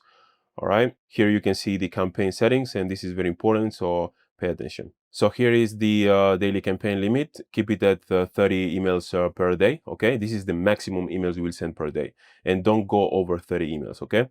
And this is per inbox, okay? I will show you how to scale past this. This is the minimum wait time, and this is useful when you are sending multiple campaigns, and I like to set it to 10 minutes. Here we have the campaign slow ramp, and this is very important because usually spammers, what they do is set up an email account and then send like hundreds of emails from day one. And you don't want to do that. So all you have to do is click here to enable it, all right? And basically what this is going to do is start sending emails every day, like gradually, until you hit this limit and you start sending 30 emails every single day. Let's say you have one inbox and you are sending 30 emails per day, and now you want to scale. So what you do is basically create more inboxes. For example, if you want to send 300 emails per day, you have to create 10 inboxes. Here where it says reply to address, you can keep this blank, all right? Because we are going to use a tool called Unibox. More on that later. That's the best way to centralize everything, okay? And don't worry, because Unibox is a tool that's included with Instantly, so it's not a separate tool, okay? Now we have this option, daily inbox placement test limit. So basically Instantly sends emails to different inboxes that use different email providers, like for example, Yahoo or, Gmail, Outlook or whatever. And then it's basically like, like a health check. So it checks where your emails are landing across different email providers. Custom tracking domain, you can leave it unchecked because we are not tracking anything other than replies, all right? So don't worry about this. In this document that I've shared with you, you will find the link in the description. I basically talk about everything you need to know about tracking. Make sure to check it out. The next setting is warm-up filter tag. So this is not necessary because we are not really using the Gmail inbox to to read the emails or reply or anything. And what I mean by that is that we obviously are using Gmail, but we are going to read the emails and reply and everything through the Unibox within instantly. So we don't need this. This would be useful if you wanted to, as I say, use Gmail and then have the warm-up emails and your inbox clean, because the filter would basically filter out all the warm-up emails and add them to a filter basically to keep the inbox clean. But we don't need that. The next option is a reply rate, and this is basically the amount of automatic warm-up emails that you reply. So basically the emails that land in your inbox and you reply automatically. You don't have to manually reply to them, right? Instantly does that for you. And here, if you add a very high number, like, I don't know, like 95% or maybe like 100%, it doesn't look natural, because who replies to 100% of the emails? Nobody. It doesn't look like human behavior, and you want to simulate human behavior. So keep it at 30%. All right, so right here at the bottom, you will see this little button. When you click, you will see the advanced settings, all right? And now they are deactivated because I don't have the, like the, I think it's $97 plan, I think, in this account, because this is a demo account. So if you have like the lower tier, it's fine, you can leave it as it is. But if you have the advanced plan, you should set this up, because this will basically make your emails look more natural. Let me log in into my main account and I will show you how to set this up. All right, so this is my main account, and if you have the Supersonic plan, I think it's called Supersonic, the $97 per month plan, you can just copy these settings. Okay, if you have the lower tier, you can just like ignore this, because you can't set this anyways.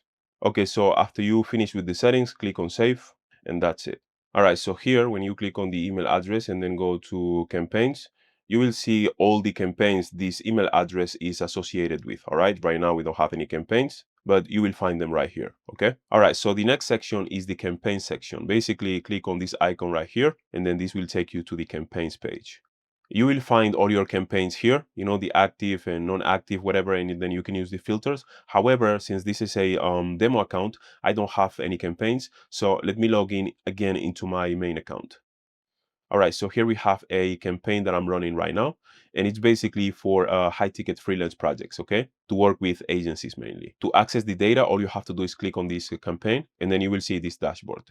And here we have all the data of the campaign. So basically the sequences started, the number of leads that have been sent at least one email in this campaign. Then we have the reply rate, how many leads did reply, positive or negative, like all the replies basically. Here we have the positive reply rate. So how many of these leads responded to the emails positively, okay? And then here we have the opportunities. I don't have this set. When I click here, you can see that it says 0, because I don't really care about this metric, to be honest with you. It's basically a metric that calculates how much you value a positive reply, and I don't think it's very useful. And same thing with conversions. I don't track conversions here on Instantly. As you can see right here, these are the metrics for the last 4 weeks. But then if we select, for example, the last 3 months, we can see the metrics for the last 3 months. In terms of the metrics, a 2.8 reply rate is great. Especially, you have to take into consideration that this is in like July and August, right? Like most businesses basically stop working and stuff like that, especially in Europe, because it's a vacation time basically. So these metrics are solid for this time of the year, because I know that during September, October, November, and December, I will get more replies and more opportunities. As you can see here on this icon right here, this GR icon, we are not tracking open rates, we are not tracking click rates, all right? Because these things basically install like a pixel, a code into your emails, and they will be more likely to land in the spam folder. So that's why we are not tracking clicks, we are not tracking opens. All right, so here where it says step analytics, we have the different variations of the email. Every time we send cold emails, we should split test and test a different messaging, a different angle, and all that, so we can basically choose the one that is more effective. All right, now I'm back in the demo account, and I will show you how to set a campaign from scratch. To create the campaign, click on Add New right here on the top right corner. Then you add a name for the campaign, for example, Creative Agencies. Then click on Continue. And now you can add the lead. So what we'll do is basically do a quick Sales Navigator search, using Boolean search and the filters to find creative agencies. And then instead of using Apollo, we are going to use EvaBoot, which is a tool that helps us export leads from Sales Navigator at scale. Let me show you the flow. The first step is to search for decision makers on LinkedIn Sales Navigator, and then export the leads using EvaBoot, and then clean the lead list with email list verify or debounce, and then import the list into an instant lead campaign. So let's open LinkedIn Sales Navigator. All right, so I'm here on Sales Navigator, but first we have to basically add a Boolean search. All right, so I will go to this document. Remember that you have a link in the description. Now scroll down and you will see this, right? Creative agencies, this example. So copy the keywords, go back to Sales Navigator, and then we paste them right here. Now let's add some filters. So company headcount, the number of employees, 11 to 50, and then 51 to 200. Company headquarters, United States. And now it's time to add the current job title. We go back to the document, and then we copy this Boolean search.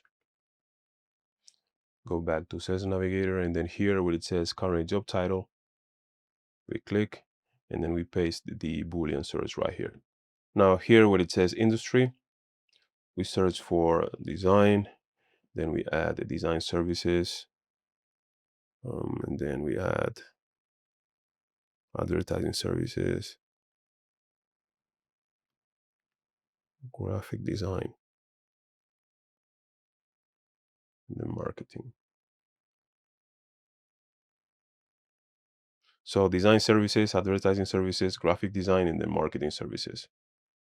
All right, I noticed something here that we have our director here, and we should remove it. We should remove our director because, you know, our directors when they are like in small companies, small agencies, they can be decision makers, but usually they are not. All right, decision makers usually are creative directors and up. So we're gonna remove our directors from here.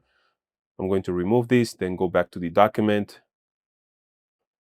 Now I will remove the keyword our director from here.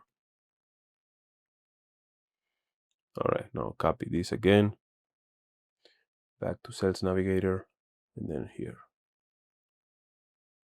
All right, so here we have the search result. We have 23,000 potential leads, which is amazing. Now let's save this search by clicking here, okay? You have to toggle this. And now when we click on Save Searches, it's here. By clicking on this pencil icon right here, you can change the name. And I will change the name right now to something different because this is a little bit too much. So something like this, and save. You can add the leads to the list one by one, as I showed you before, or we can use EvaBoot. We are here on the EvaBoot website, and as I said, is a paid tool. And here is the pricing. So let's say you want to export 1,000 leads, right?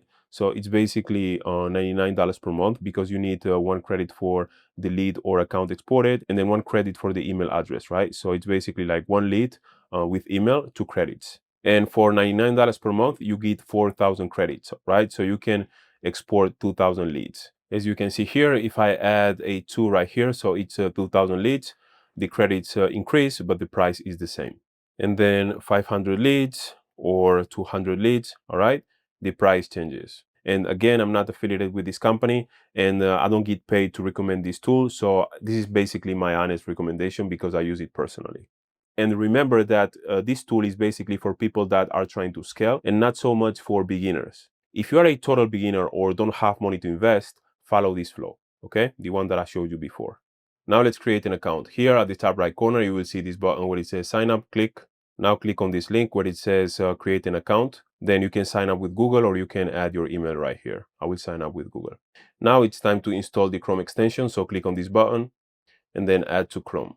Add extension. Now on Sales Navigator, you should see this button right here. If you don't see it, refresh the page. Before we move to export the list, we should do a quick exercise because I don't want you to just like blindly copy and paste this without really understanding how to do it, because you should know how to do this for every niche. So I want you to pause for a second and then look at this and think which ones are strong decision makers and which ones are like, you know, somewhat weak. You know what I mean? You can pause the video for a moment, look at this and think. All right, so here are the 4 ones that are not decision makers. So the first one is brand director, okay? And then the other one is creative lead, then agency manager, and then creative producer. And I will explain why. The first one is brand director, usually client side inside companies, not agency side, all right? So not ideal. The second one is agency manager, often admin office management, not someone who hires freelancers. Then creative producer, all right? Focus on production logistics, not hiring outside creative talent. And the last one, creative lead, often just like a mid-level designer with a fancy title, right? And rarely has budget or authority. Now we just have to remove them from the Boolean search. When you access this document, you will see this version, okay? Brand director, agency manager, creative lead, and creative producer. When you arrive to this tab, you have to basically make a copy, go to file, and then make a copy so you can have a copy of this document that you can edit. And then you remove brand director, agency manager, creative lead, and creative producer. Just like I'm about to do now. We remove this one. Remember to remove the or as well, because we have or here already. So, and then we remove this one as well. And then this one. And then this one. Now we copy this. Back to Sales Navigator. We remove this filter. And then we paste this one. And as you can see here, now we refine the search and we have 22,000 potential leads still. Okay, the next step is to export the leads using EvaBoot.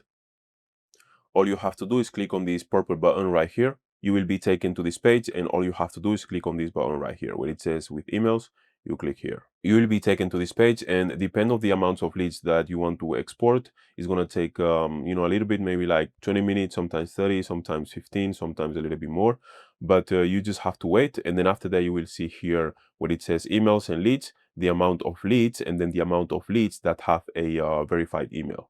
You will see the stats, and here, as you can see, we have 1,344 verified emails, and then we have 484 emails that are risky. So basically, EvaBoot found the emails but couldn't verify them. And then we have 397 leads without email. As we just saw, EvaBoot has already a good email verifier as well. However, when sending emails at scale, it's better to use a different service that focuses on email verification. So tools like Email List Verify or Zero Bounce. Here we can see how EvaBoot also cleans the data, which is great. So some people on LinkedIn, for example, they add like an emoji after their name, or maybe like words in different languages, all caps and stuff like that. And then EvaBoot, what it does is basically clean that, right? So it looks good. Now you might be asking, didn't we try to export more than 22,000 potential leads? And yes, we tried that. However, this is like a step where many beginners get confused, okay? I will explain why. Sales Navigator only shows up to 2,500 results per search, even if your search has 20K plus. To get all the leads, you need to segment your search into smaller lists by company size, geography, and so on. So each one stays under 2,500. So save those lists in Sales Navigator and export them with EvaBoot, which also will remove duplicates automatically, which is amazing. All right, so here on Sales Navigator, we can see how we have the 22K potential leads, right? And we have to narrow down the search. So we have less than 2,500. I will show you how to do that right now. Since you can't change the limit, right? The goal is to slice the big search into smaller pieces until each segment has fewer than 2,500 results. And this is the best order to segment. The first one is company size. So 1 to 10, 11 to 50, 51 to 200, etc. If it's still too big, split by geography. So countries, regions, or states. If it's still too big, split by keyword or agency type if you are targeting agencies. So branding agency, design studio, digital agency, and so on. Let me show you. So here on Sales Navigator, we can see how we have like 22K potential leads, right? So what we do now is basically narrow down the search so we can remove the 51 to 200. All right, as we see here, it's still way too big, 14,000 potential leads. So let's narrow down these further. Let's remove the country. And then we add here a state like California, for example. Perfect. We have 2,500 potential leads, and this was not planned. All right, so now we can save the search by clicking here, and then we go to save searches right here, and we change the name. All right, so here we have the search, okay? And then it's the same process. You click on this button right here, and then export the leads using EvaBoot. And then the next step is to click on this icon right here to download the file. Now this will pop up, and then you will be asked if you want to download the safe plus risky plus empty ones, or only the safe plus risky ones, or basically the safe ones, right? So if you are using only Eva Boot, you click on safe only, okay? And you download the ones that are already verified by Eva Boot. But if you are using a tool like Zero Bounce or Email is Verify, you can download the safe plus risky, and then you upload the file in the verifier, you verify the emails, and then export again. All right, so now here on Instantly, we just have to upload the list. And to do that, we go here where it says campaigns, then we click on the campaign, in my case, creative agencies. We go to leads right here. Now let's click on this button, add leads, and then you click on upload CVS right here. You click again. Then we go to the folder containing the CSV. In your case, it could be in the downloads folder, but I have it right here. So I select it and then open. All right, so now the file is processed and it's time to map the columns. And basically, you only have to map the first name, which already is, okay? And then the last name, the email, maybe the LinkedIn URL, and the company name. That's it. When sending personalized emails at scale, that's when you have to map other things. But for this case, since we are not sending personalized emails with AI, we can just map the basics, all right? And then move forward. So all we have to do now is basically scroll all the way down. Right here, you have to make sure that all these are checked, right, to avoid duplicates.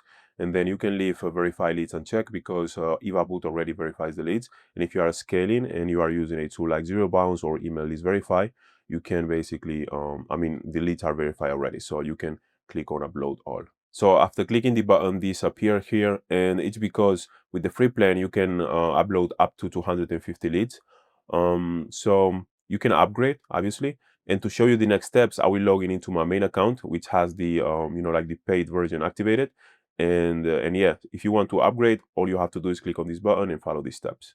All right, so now I am on my main account and all I have to do is click here. Then, okay. Now when we go to leads, we are going to see all the leads here, okay. Now we are going to set up the sequences. So here where it says sequences, we click. And here is where we will add the subject and then the content of the email and then the follow-ups and everything to automate the process. And this is amazing because me, for example, I've been working on other stuff and then I have emails being sent every single day automatically, which is amazing. So it's basically like a machine, right? Working 24/7 for you. Okay, in terms of the email you have to send, remember that when sending emails to businesses in your niche, you have to send hyper-personalized emails, all right? So like this example that I showed you earlier in this course. And then when sending emails to recruiters and creative agencies, you can send generic emails, something like this, all right? So well-crafted generic emails. And here's the reason why.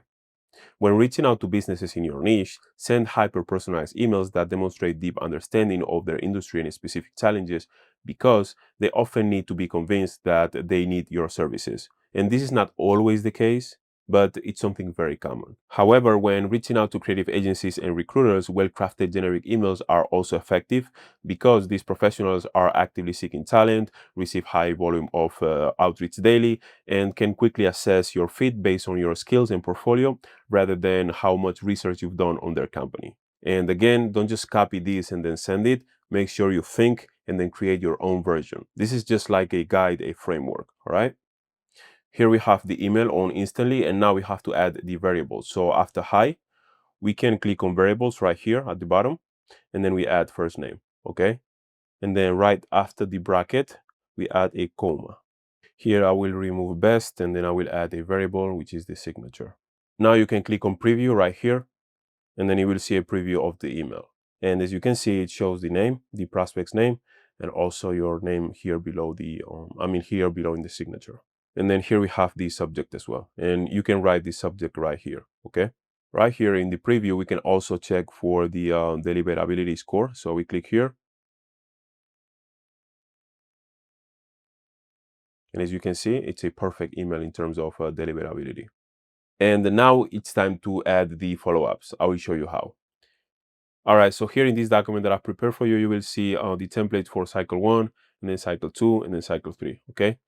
And all you have to do is basically copy and paste and then change whatever you want to change. Now I will copy the first follow-up in cycle 1. And then here on instantly on the left hand side where it says add step, we click on this button, and then this will open and we paste the content right here.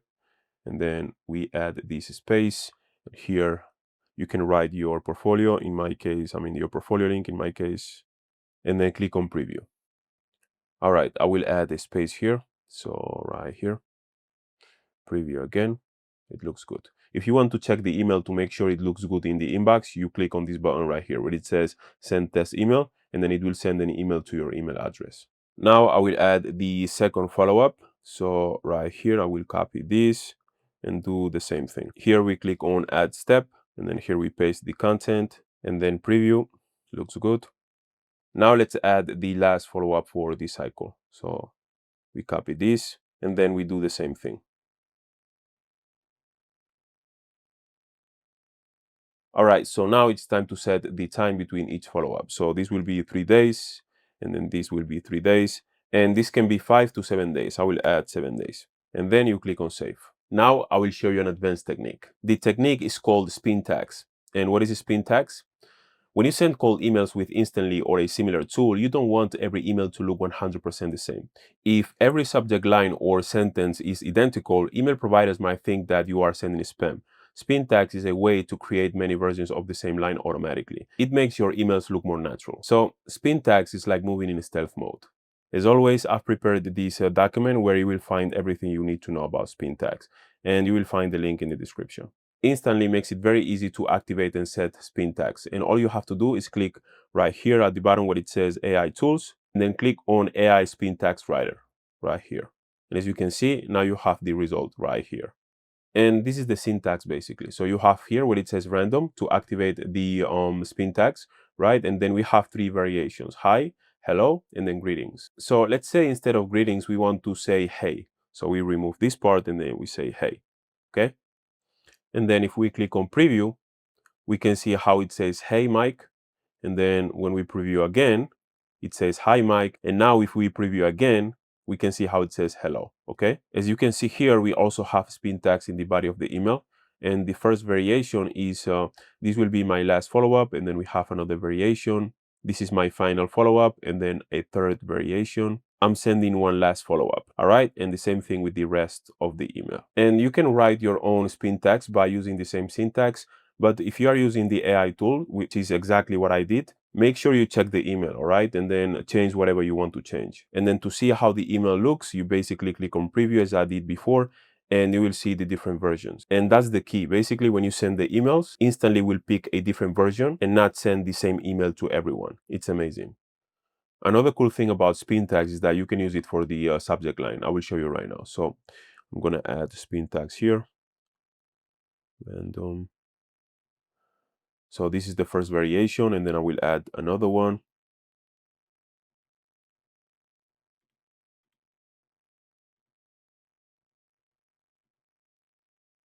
And then I will add a third one, a more personalized one. So hi, and then we add the prospect's name,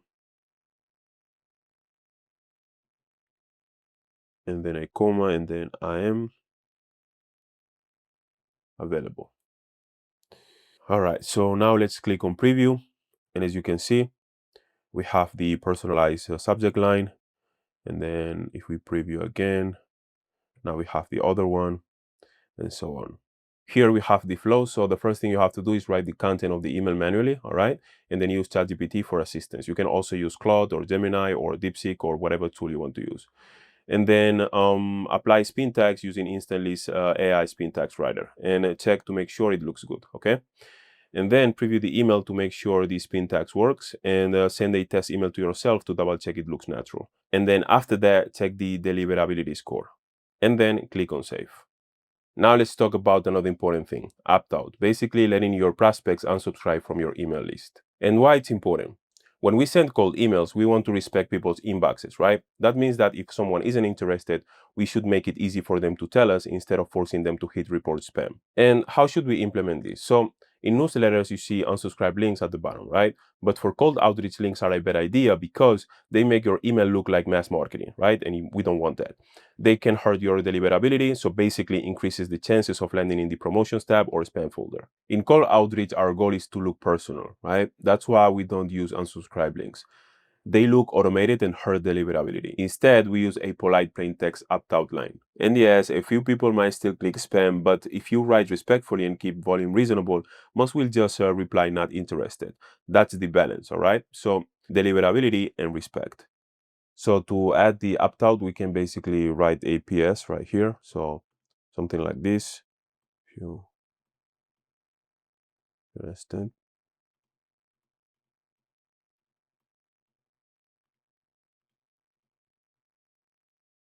And that's it. I'm going to actually replace this with a version that I generated with ChatGPT, including spin tags. So this one, all right? Now I will click on preview to make sure it looks good. Okay. All right, so now you know how to apply the spin tags and also how to add the opt-out, all right, for your prospects to opt out if they are not interested. And now the next thing we will explore is basically the add variant option, okay? Because when you send an email, it's good to have different variations in order to select the one that is more effective.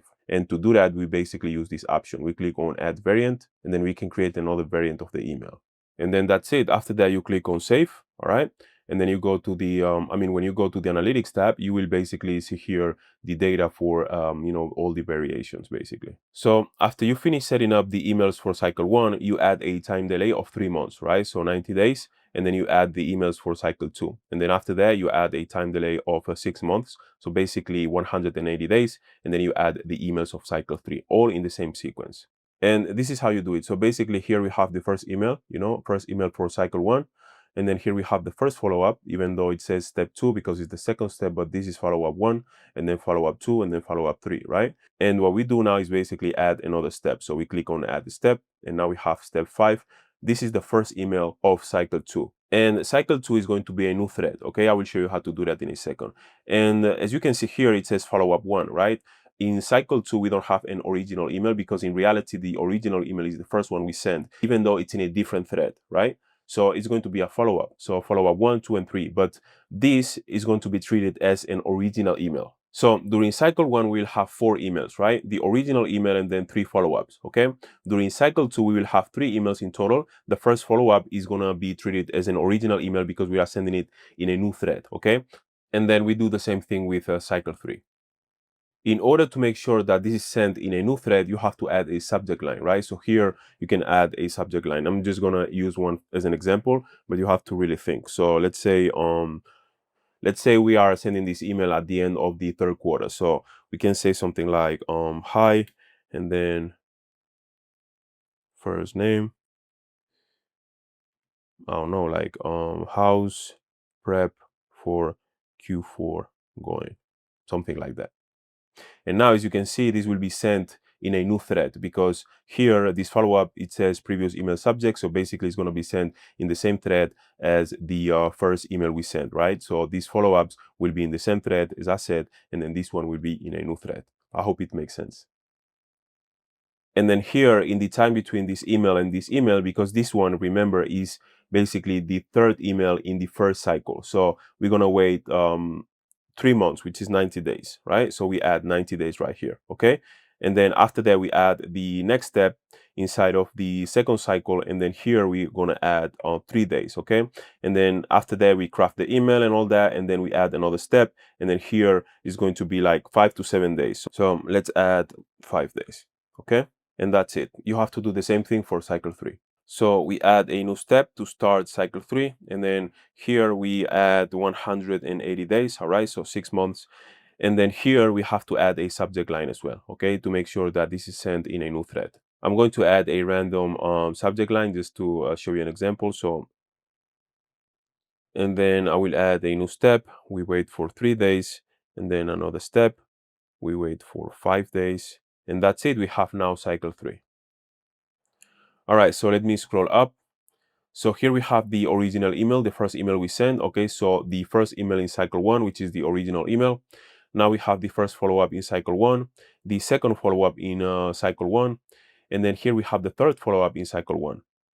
Now the sequence will automatically wait for 90 days, so basically 3 months, and then it's going to send the first email in cycle 2, and then the second email in cycle 2, and then the third email in cycle 2, and then it's going to wait for 180 days, so 6 months, and then it's going to send the first email in cycle 3, then the second email in cycle 3, and then the third email in cycle 3. And obviously make sure you add the content in each step, okay? And then check to make sure everything looks good. Remember that I've prepared this document for you, and you will see here the templates for cycle 1, cycle 2, and then cycle 3, all right? The original email and all the follow-ups. All right, now it's time to set the schedule. So we click here where it says schedule.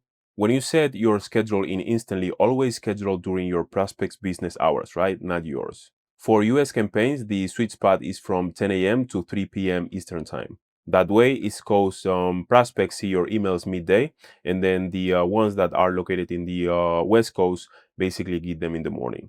And it's better if you skip weekends, right? Because reply rates drop significantly, and emails just get buried. If you are targeting countries in Europe or maybe countries in like a different continent or whatever, make sure to adjust to their local business hours, right? In the case of Europe, usually between 10 a.m. and 3 p.m. And you might be asking, why this broader window? Earlier in this course, I showed you the optimal times for manual outreach, right? Those narrow 90-minute windows like you are seeing right now on the screen. So 9:30 to 11 a.m. or 1:30 to 3 p.m. And this works great for manual outreach. But for automated sequences, like when we are using Instantly, we need a wider sending window to distribute the emails naturally and avoid spam filters. So we are giving Instantly space and flexibility to send emails at scale. So let's change the timing from 10 a.m. to 3 p.m. Eastern. Now you can add a name here if you want. I've added USA, and then make sure Saturdays and Sundays are unchecked and then save. Now go to options right here, and then here you can select your account, all right, your email account, and then stop sending emails on reply, enable, because you don't want to keep sending emails after somebody replies. And obviously you have to reply, right? But I mean automated emails. You don't want to keep sending automated emails.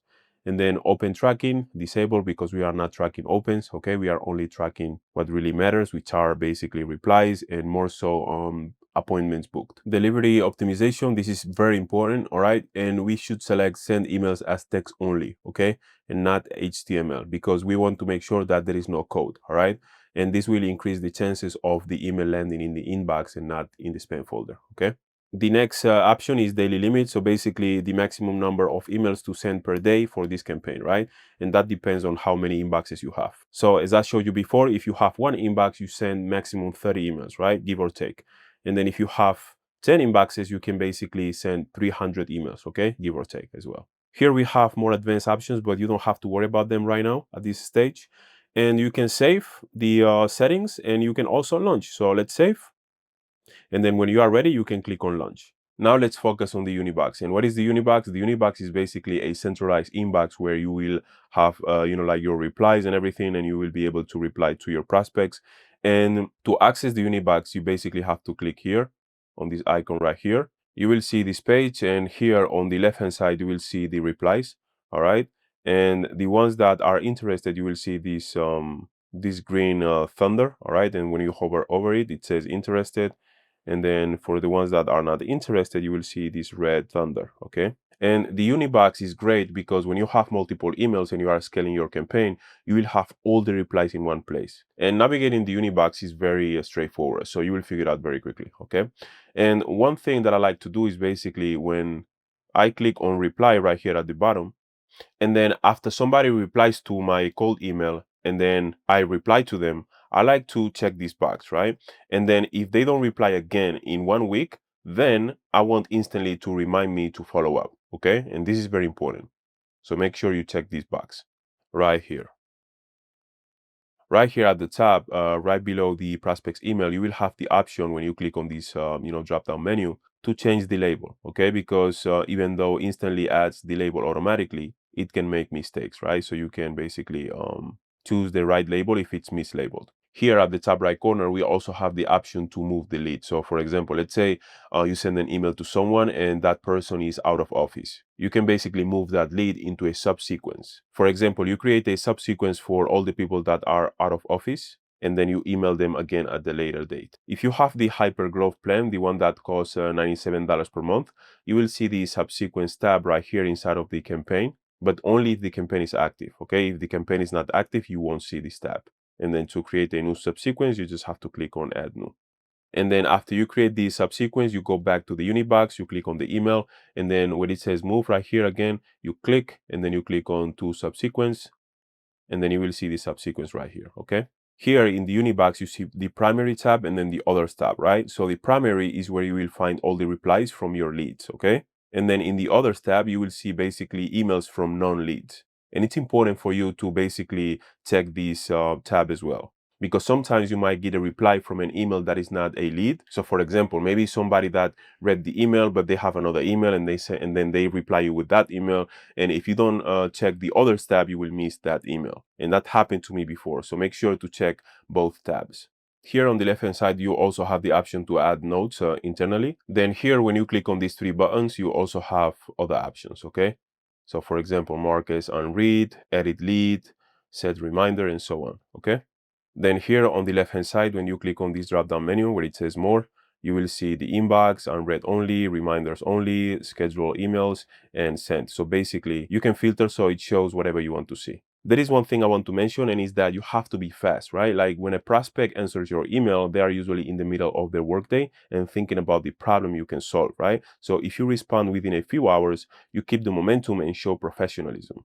Waiting too long can make them lose interest, forget the conversation, or move forward with someone else. So make sure you reply as quickly as you can.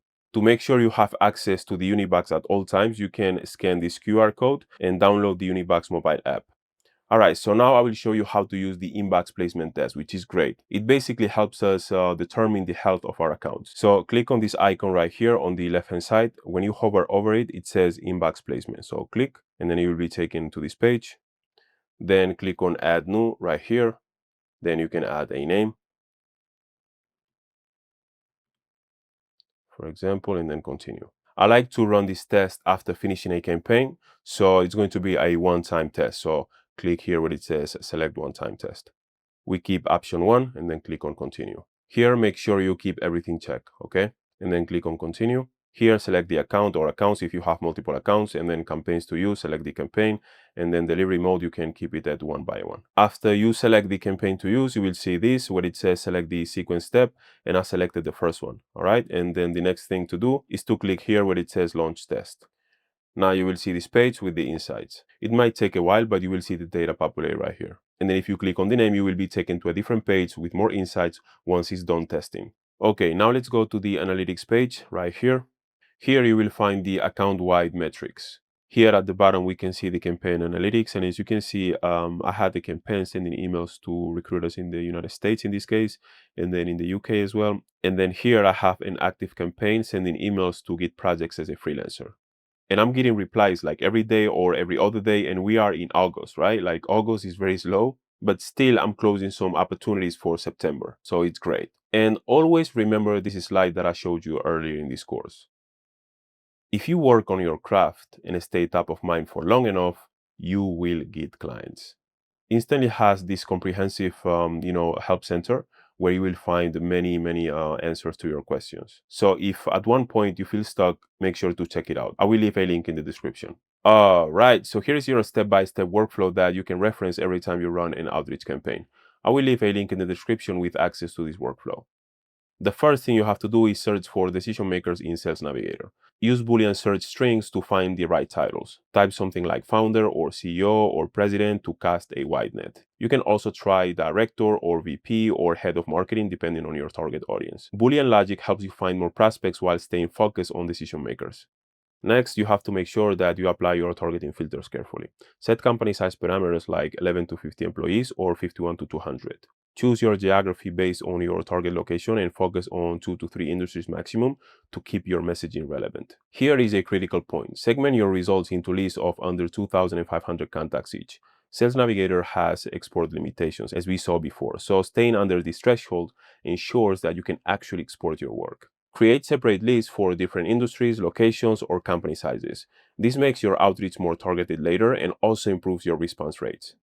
The next step is to export leads with EvaBoot. Sales Navigator gives us the list, right? But EvaBoot makes it usable. Once you build your list in Sales Navigator, it's time to export it, right? So this is where EvaBoot becomes essential for turning raw LinkedIn data into actionable leads.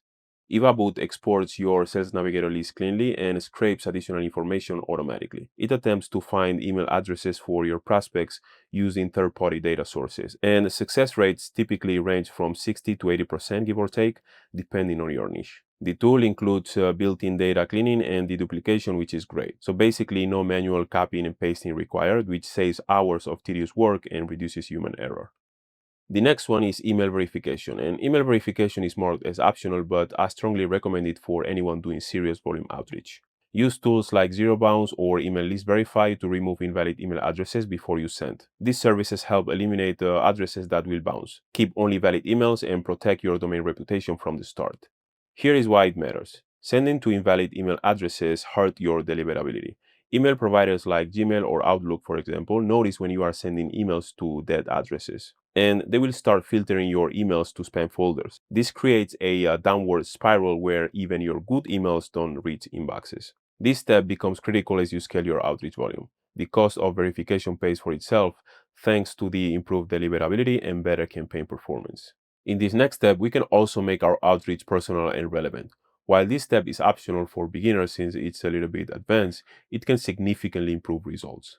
We can use AI tools to add missing information like website details, company background, industry-specific insights, recent company news or achievements, and it can even verify that prospects match our ideal lead profile. This enrichment turns basic contact information into actionable intelligence. For personalization at scale, you can use ChatGPT combined with automation tools like N8N, or you can even try specialized platforms like Clay. Quality control is crucial during high volume outreach, or any outreach really, but especially high volume. And AI tools can help you verify that the prospects are actually a good fit for your service. For example, it can help you identify true creative agencies versus PR companies, ensuring that your outreach hits the right targets. All right, so the last step, time to launch, but you have to be smart. You've got clean, verified, and rich data. Now it's time to start your outreach campaign with proper protocols. So import your CSV file into Instantly and create your email sequences. This is where the spin tags guide that I've shared with you comes in handy for creating variations. You also have to make sure to set up proper tracking by basically only tracking replies and avoiding tracking opens or clicks, because tracking these can hurt deliverability. Follow critical launch preparation to protect your sending reputation. So warm up your domain for at least 30 days before sending cold emails. And also start with a small test batch of 100 emails to make sure everything's running smoothly before scaling your campaigns. And finally, make sure you keep a close eye on your deliverability scores and scale up gradually based on response rates. Most people rush this step and kill their deliverability. Patience in the warm-up phase saves a long time of reputation repair later. And it's way better to start slow and build sustainable sending volume than to burn through your domain reputation in the first week. The next tool is Calendly, which I use to let prospects easily book appointments with me. In this lesson, you will learn how to use Calendly to make it simple for prospects to book a call with you. Instead of going back and forth over email, you will set up a system that feels effortless for both you and your prospect. To open an account, go to calendly.com, and here in the pricing page, we can see that there is a free plan, and this is enough for now. So click on Get Started right here, and then follow the steps to create the account. Very straightforward. Now you will see this page. Click here where it says On My Own, and then Next. Click on Sales, Next. Now let's connect Calendly to the Google Calendar. So we click here, and then click on your account. Continue, continue again. All right, so now it's connected. Now click on Next. We'll set this later, so click on Next. You can choose the one that you prefer and then click on Next, and then you will be taken to the dashboard. We can close this and then this as well. Now click here where it says 30-minute meeting. Now here we can see the settings, and the first thing I do is basically change the name to something more casual like coffee chat. Maybe add an emoji too. And then here you can change the color of the event, so it can be any color you want, okay? And then the duration. When you click, you can change the duration. 30 minutes is fine. Then here you can change the location. Right now it's set to Google Meet, but you can also use Zoom, Microsoft Teams, and so on, all right? For now, I will use Google Meet. This option is great as well because it allows your prospect to choose between different apps, like for example, Zoom or Microsoft Teams or Google Meet, for example, right? So you can add location and then you can add Zoom. You should connect Zoom, all right? It's very straightforward. And then you can also add Microsoft Teams.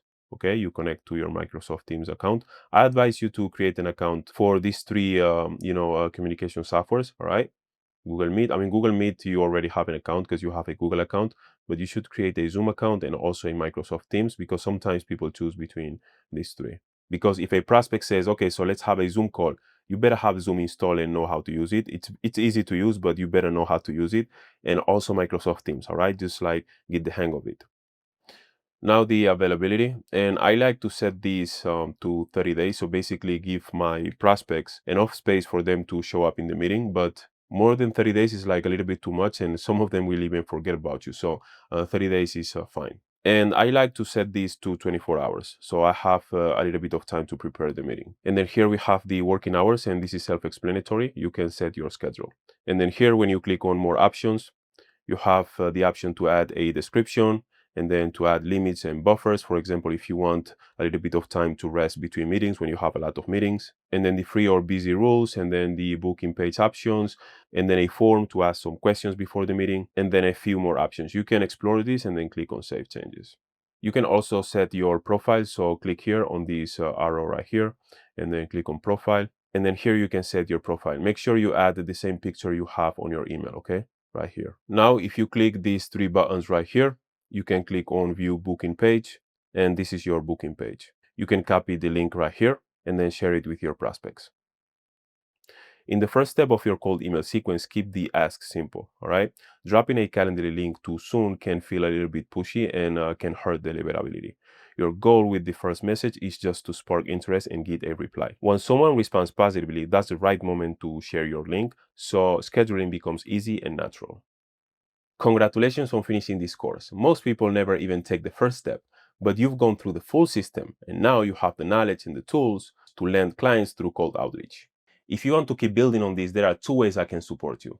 The first is the Elite Group, a group coaching program where I host weekly calls, share resources, a clear roadmap, connect members with real opportunities, and a lot more. It's designed for both beginners and advanced designers. Basically, anyone serious about building a successful freelance career. The second one is my one-on-one coaching program. This is for those who want more personalized guidance and faster progress, where I work with you directly on outreach, positioning, and scaling. And of course, I will also help you become an excellent designer. Both links are below this video. Check them out, see which one feels right for you. And I would love to keep supporting you on your journey. Thank you very much for completing this course, and I will see you soon.